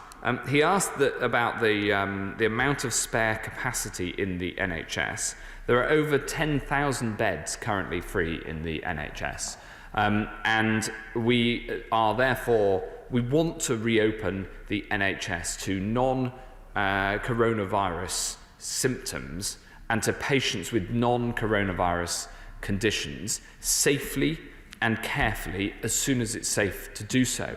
But the first step that we're taking is to send the message loud and clear to people who have suspected conditions that they should come forward. If you think you might have a lump that might be a cancer, then you should come forward now and you will be safely and properly treated in the NHS. The same goes if you have a suspected heart attack or stroke. We have the systems in place to make sure that if you come to the NHS, you will be looked after and protected. And we will gradually reopen the rest of the NHS, for instance, to the sort of non-life-threatening elective surgery that the Honourable Member mentioned, as soon as it's safe to do so. But as he can see, the combination of having some spare capacity in the NHS and at the same time of having reached the peak of the virus means that we can now start to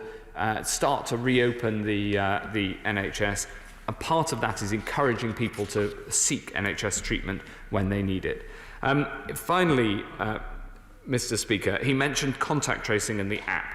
The app is currently in beta trials, and those trials are going well. But clearly, an app to tell you who you've been in contact with if you test positive for coronavirus is helpful. But what we also need is mass contact tracing, so that as we bring the rate of transmission down and the rate of testing up, so that everybody who gets tested positive, we can contact all of the people they've been in contact with, make sure they get access to support and they know what to do. And that way we can control this virus with fewer of the very extraordinary social distancing measures that have been in place. I just hope we can speed a little bit more on the answer. I know you want to make sure they're thorough, but we have got quite a few to get through. I think it's twice as long as the question. That was the problem. Right. Can I now go to the chair of the Select Committee, Jeremy Hunt? Jeremy Hunt. Thank you, Mr. Speaker. The World Health Organization say that one of the 6 essential criteria for lifting a lockdown is that we should be able to track and trace every single new COVID case in the community. Can I ask the Health Secretary, will that be in place in the next 2 weeks, so that when the Cabinet come to consider whether they want to lift the lockdown, they are able to do so in a way that's compliant with what the WHO are recommending? And will he appoint a big hitter from outside frontline politics to really make sure that this happens in a very short period of time, as he has very sensibly done with Sir Paul Dighton on PPE? Secretary of State. I'm grateful, Mr. Speaker. The answer is that we are ramping up our testing capacity and our capacity for contact tracing in a matter of weeks, and we'll have it ready to make sure that we can use that as and when the incidence of transmission comes down. It isn't as tied to the specific decision that we're required by law to take it just over 2 weeks' time. It is the effectiveness of test, track and trace to keep the reproductive rate of this virus down is determined by the incidence in the community, and our goal is to get to a point where we can test, track and trace everybody who needs it. We're now going across to Philippa Whitford. Philippa Whitford. Thank you very much, Mr. Speaker. Like all MPs, I would like to pay tribute to health and care staff across the UK, but particularly in view of the key role of care workers, will the Secretary of State undertake to ensure they are paid at least the real living wage in recognition of their contribution, as has been the case for some years in Scotland? Like everyone, I welcome the stabilisation of COVID cases, but does he accept that the testing and contact tracing must actually be in place before any easing of the lockdown to avoid resurgence and a second peak? So will he achieve 100,000 tests a day by next week? If not, when? And how accurate are the tests in light of the report of a 25% false negative rate? Now, I know the Secretary of State is a fan of phone apps, so I'm glad to hear him recognise the need to increase public health staff to both conduct and coordinate contact tracing. So will he reverse the 20% cut in public health funding in England since 2015 to ensure that they can be recruited now? Finally, when I raised the issue of asymptomatic spread on the 11th of March, he claimed it was rare, but it's actually about 50%. So how is he taking that into account in his COVID strategy? Secretary of State. Thank you very much, Mr. Speaker. The Honourable Lady asked a number of questions. Firstly, on the living wage, absolutely all health and social care staff in the UK are paid the living wage because that is the law. I'm very proud that we introduced the living wage, and that has led to a significant rise in the pay of, especially of people in social care who were on the minimum wage previously. She asks about asymptomatic transmission. The evidence, the scientific evidence on asymptomatic transmission does show that asymptomatic transmission occurs. That is one of the very significant challenges that this virus presents. She also asked about test, track and trace. I absolutely agree that test, track and trace is a critical part of keeping the spread of this virus low. It is more effective the lower the incidence The lower the number of new cases are, the more effective test, track and trace is, and we are therefore building now the capacity for that very large-scale contact tracing that is necessary to go alongside the large-scale testing, the 100,000, as I said in my statement at the end of this month, and also the technology that can help us to do that. We now go over to Greg Clark. Greg Clark. Thank you, Mr. Speaker. It's important that decisions should be informed by good advice. So has the Scientific Advisory Group in Emergencies, SAGE, advised on whether the 100,000 tests a day target is the right one? Secretary of State.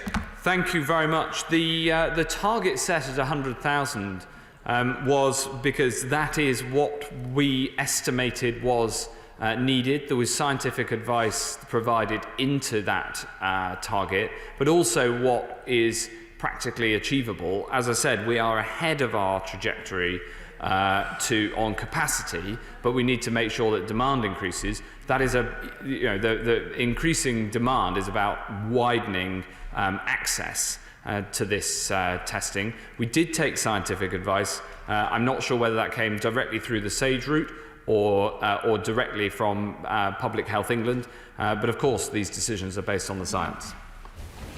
Jeremy Corbyn. Thank you, Mr. Speaker.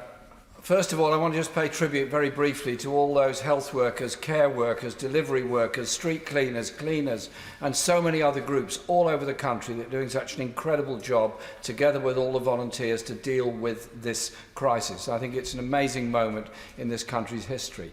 However, Parliament's job is to hold the government to account, and the question I want to ask is quite simply this. The World Health Organization indicated that there was a danger of an epidemic from corona in January. They later declared it to be a pandemic. The Director General of the World Health Organization said in terms, the way of dealing with it is test, test, test, in order to ascertain the levels of infection across our society. We didn't do that. The Secretary of State came to the House in January to say he was going to increase the amount of testing. It was raised with the Prime Minister on the 24th of February. It was raised again with the Prime Minister at a meeting we had, which he was present at in March. And he told us then the level of testing would increase. It's still nowhere near the level that is necessary. Can he assure us that there's going to be a really rapid increase in the level of testing and the availability of testing to get on top of this dreadful virus? Secretary of State. Thank you, Mr. Speaker. The development of testing has been at pace throughout this crisis, entirely contrary to the story told by the Right Honourable Gentleman. We were one of the first countries in the world to develop a test. We rapidly increased the number of tests to 2,000 at the start of March to 10,000. That's a multiple of 5 times during March, and now going up further. This is an area where we've had our foot on the gas all the way through because it is incredibly important. James Davies. James Davies. Thank you, Mr. Speaker, and I'm grateful to the Secretary of State for his statement. Would he kindly update the House on the provision of a new COVID testing site in North Wales and the UK government's role in delivering this in the context of devolution? Secretary of State. Thank you very much, Mr. Speaker. Yes, testing is an area where there are UK and devolved responsibilities, and in the testing sites, the drive-throughs, they are being provided right across the UK. It's a programme that's driven by the government here with the support of the devolved authorities. I think making sure that there's testing available in North Wales is incredibly important. And as it is right across the country, especially so that people can get access to those tests as he has said. I'd also mention the home testing, which will be done through the post, which of course will also be available, especially in more rural areas, that, like his constituency, that might be one of the most effective ways for people to be able to get access to testing. We're going across to Hilary Benn. Hilary Benn. Thank you very much indeed, Mr. Speaker. It seems increasingly likely that part of what will be required to tackle this virus in future will be the wearing of masks by members of the public in certain situations. If the government comes to the point, based on the scientific advice, that that is recommended, is the government's policy to provide masks to the public? And if so, what is his plan to source them, given the difficulties we have seen with PPE supply? Or will members of the public be expected to source their own? Secretary of State. We'll follow the advice. We'll listen to what the SAGE advisory group says on masks, and then we will implement that. I can't promise that we will give everybody free masks. I mean, that would be an extraordinary undertaking, and we do have to make sure that we have supplies available, especially for health and care staff, where the scientific advice throughout has been that the wearing of masks is necessary in those circumstances, and we've got to make sure the provision is there for them. Going over to Chris Grayling. Thank you, Mr. Speaker. Could I start by paying tribute to the excellent staff at Epsom Hospital for the work they're doing in tackling this dreadful disease? Could I say to the Secretary of State that I absolutely agree with him that it should be business as close as usual as possible across the NHS. But of course, there are many people who work in our healthcare arena, dentists, physiotherapists and others, for whom it's very much not business as usual. Can he do everything he can, together with other ministers, to support those people, and particularly to get them back working as soon as possible? Secretary of State. Yes, Mr. Speaker, absolutely. It's incredibly important that we support NHS staff to get back to work as much as possible if they have been in an area where the demand has fallen. And because people have been not coming forward in the same numbers that they normally do for instance, for emergency admission, or they've been in a specialism where we haven't been able to undertake the work because of the prevalence of the virus. He makes an incredibly important point, and I can give him that assurance. We now go over to Lucy Powell. Thank you. Lucy Powell. Thank you. At present, only patients actually admitted to hospital with symptoms are being swabbed, leaving many with presumed COVID being discharged into the community. At the same time, only healthcare workers with current symptoms are being offered tests. Shouldn't the main priority now be to test all patients and all health and social care workers, whether symptomatic or not, given that after a month of lockdown, hospitals and care homes are likely to be the major transmission hotspots? Secretary of State. Well, Mr. Speaker, we are testing all those who leave hospital to go to a care home setting to make sure that we control the spread of the disease and stop it moving from that route as much as is possible. But on the broader points of expansion, absolutely these are things that we're looking at. She makes good points. Sir Graham Brady. Thank you, Mr. Speaker. The Secretary of State is right in making sure that all patients being discharged from hospital to care homes are being tested. But there remains concern in the care home sector that normal procedures of assessment to make sure that patients coming to them or new residents are appropriate for the care setting. And because of emergency admission, this isn't always taking place. Before Easter, he very kindly agreed to look at the question of whether care homes could be indemnified or have some kind of waiver of liability in these circumstances. I wonder whether he has reached a conclusion. Secretary of State. Yes, Mr. Speaker, we are looking into that question, and I'll write to my right honourable friend as soon as we have an answer. Caroline Lucas. Thank you, Mr. Speaker.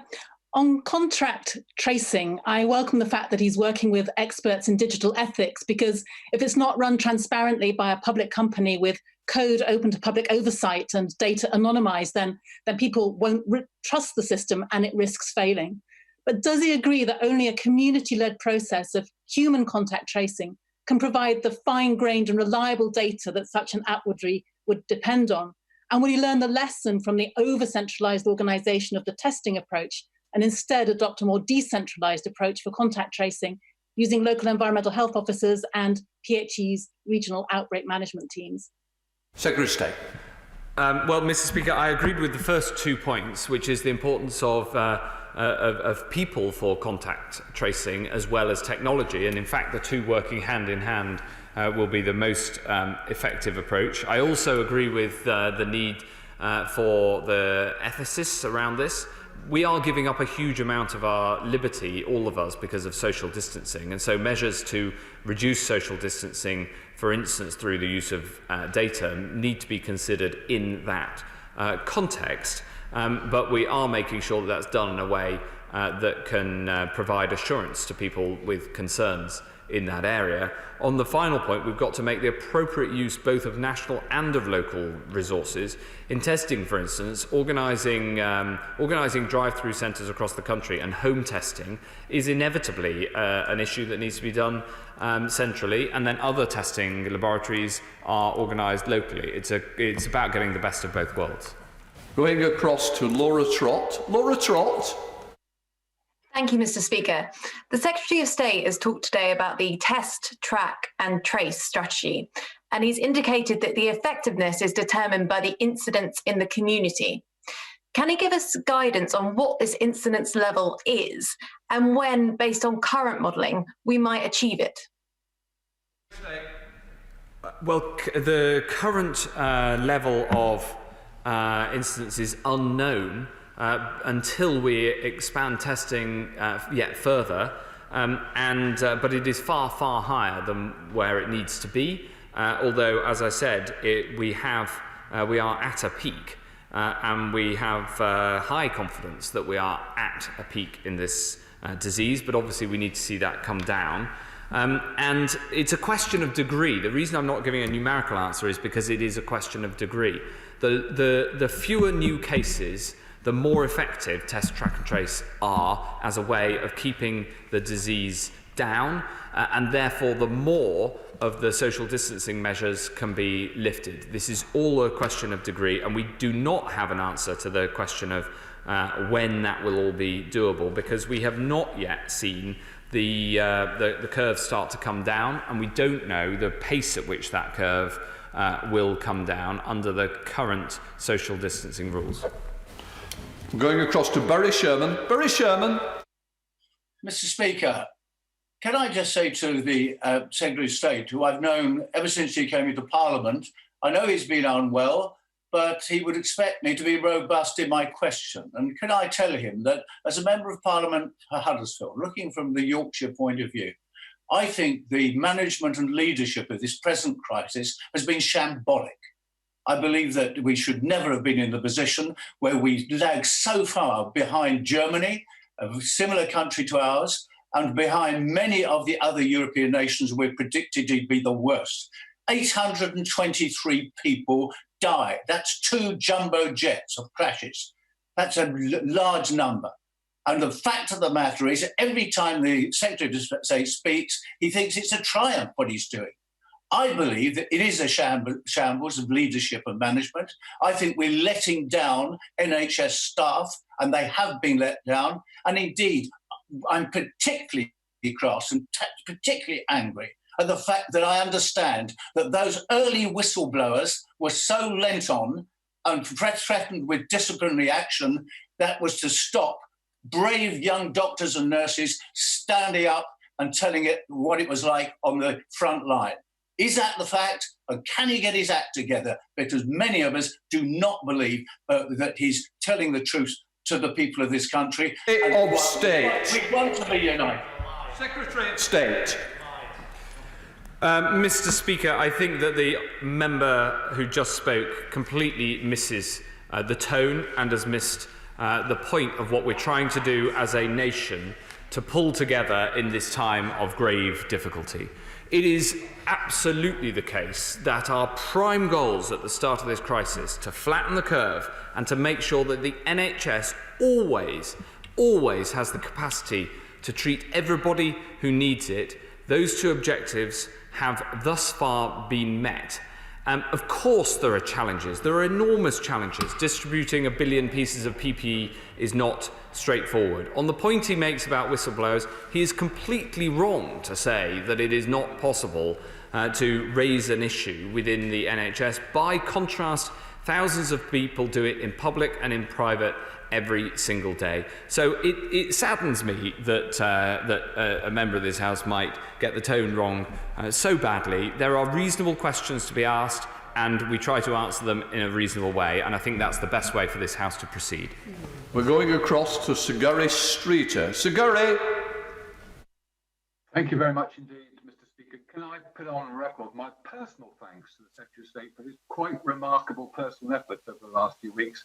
I think he's doing a terrific job in unprecedented circumstances. And I welcome what he said about non-COVID-19 treatment earlier this afternoon. Will he, as soon as possible, please set out a clear plan to enable elective surgery to take place once again in hospitals that do have capacity, so we don't build up a nasty backlog of unmet health needs? Thank you. Secretary of State. Yes, this is an incredibly important issue.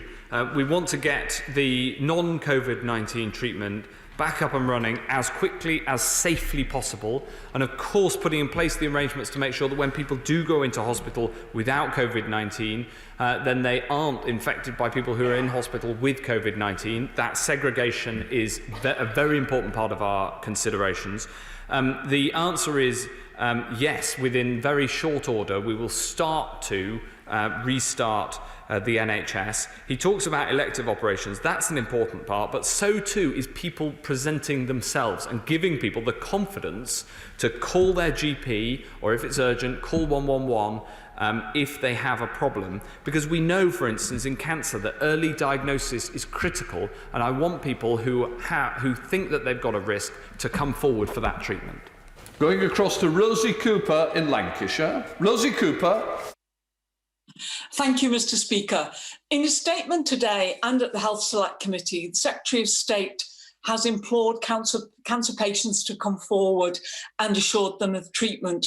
Yet since the Health Select Committee, I've been inundated with messages from all over the country from desperate patients whose treatment has been stopped, interrupted, or not even started because of COVID-19.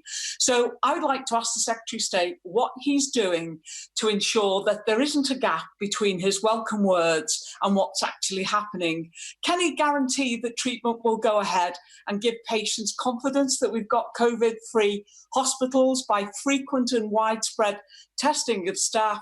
And finally, that ensuring death in service benefits will be paid to all healthcare workers who've died of COVID-19, both now and retrospectively. Secretary of State. Well, thank you very much, Mr. Speaker. I would just like to be absolutely clear, as I was at the Health Select Committee, which I thought was a very good discussion, about this point about cancer treatment. There is some cancer treatment that it is clinically inadvisable to undertake during an epidemic like this, because if you take somebody's immune system down to very low levels, then that puts them at significant risk. So I can't give the guarantee that all cancer treatment would go ahead, because even though we have capacity now in the NHS, and we have confidence that that capacity will not be overcapped by the virus, the virus is still at large in the community. So there are some cancer treatments that it is clinically inadvisable to undertake now, especially around immunotherapy. Having said that, yes, we do want people to come forward, and we do want to have as much cancer treatment as possible going ahead, that where it is safe to do so, considering the impact of the virus. And that's why I do want people to come forward if they have a risk, and then we will treat them as best as we possibly can within the constraints of the fact that we have a very serious virus stalking the land. Going across to Luke Evans. Thank you, Secretary of State. Frontline workers in things like ITU and care homes are used to death. That's part of the job, but not on this scale and not in these circumstances. What is he and his department doing to support the mental health of frontline workers both now and in the future when the pandemic passes? Secretary of State.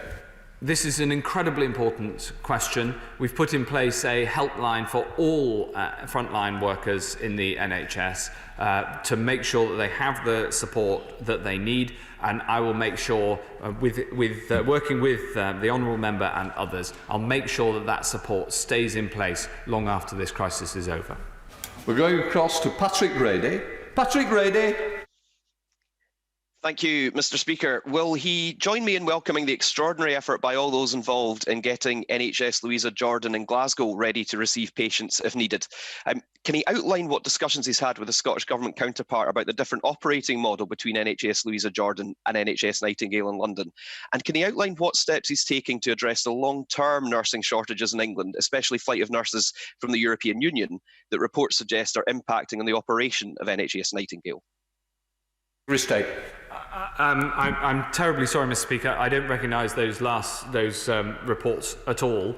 There is no impact at all of Brexit on our coronavirus response. And the good news is that we've had thousands of nurses and other clinicians come back into service since this crisis started. Across to Kevin Hollinray. Kevin Hollinray. Thank you, Mr. Speaker. Daniel Falouche, who's a professor of infectious diseases based in Shanghai, points to the fact that part of China's very successful efforts to control the virus was immediate quarantining, in that people go to a clinic, they're immediately tested, they wait for the results, it's a 15-minute test, and if that test is positive, they're quarantined there and then. Would the Health Secretary consider this as a potential for a very significant mitigation as we open up our economy against the chances of a second wave of this virus? Secretary of State. Well, of course, we look at all options. What I would say is that under the test, track and trace strand, of course, the policy advice on how people should isolate if they test positive is an important part of that. We have that advice currently in place, but of course test, track and trace really does rely also on self-isolation to make sure that it's implemented properly. Test, track and trace is about finding out who needs to take action, and then they do need to take the action that is currently set out. We now come to the final question. Maria Riedel. Mr. Speaker, on the 11th of March, I asked the Secretary of State whether it was right to allow over 3,000 Atletico Madrid fans to travel to Anfield to watch a Champions League game when they couldn't have watched their team in Madrid because attending football matches there was banned because it was a COVID hotspot. The Liverpool City region now has a higher than average incidence of COVID-19 than the UK and English average. The Mayor of Madrid, the Director of Public Health for the City of Liverpool, have both said it was a mistake to let the match go ahead, and the government's Deputy Chief Medical Scientific Advisor has said the idea that there's a link is an interesting hypothesis. Does he now admit that the government was behind the curve in banning such gatherings, and will he undertake to investigate any possible link between that match and the higher incidence of COVID in Liverpool? Secretary of State. Well, this is, of course, a question for the scientists, and what matters now is making sure that whether people are in Liverpool, across the northwest, that people get the treatment that they need and that we get the curve under control. Order. That concludes scrutiny proceedings for today. Before suspending the House, I wish to place on record my thanks, and I believe the thanks of the whole House, for the commitment, the ingenuity of all those who have made today's proceedings possible. I can say almost everything has gone smoothly, but we will learn lessons as we do this more. Firstly, following remarks made yesterday in the debate on hybrid proceedings, I wish to explain how I will deal with points of order from Monday. Members must give notice of a point of order to my office before the start of sitting.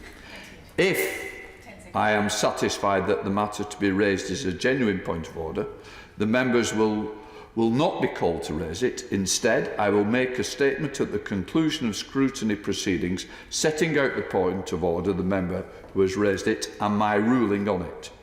I will now suspend the House for 15 minutes to allow members to safely leave the chamber and for broadcasting colleagues to make the necessary technical changes to our physical-only proceedings, and thank all who have taken part. Order! Order!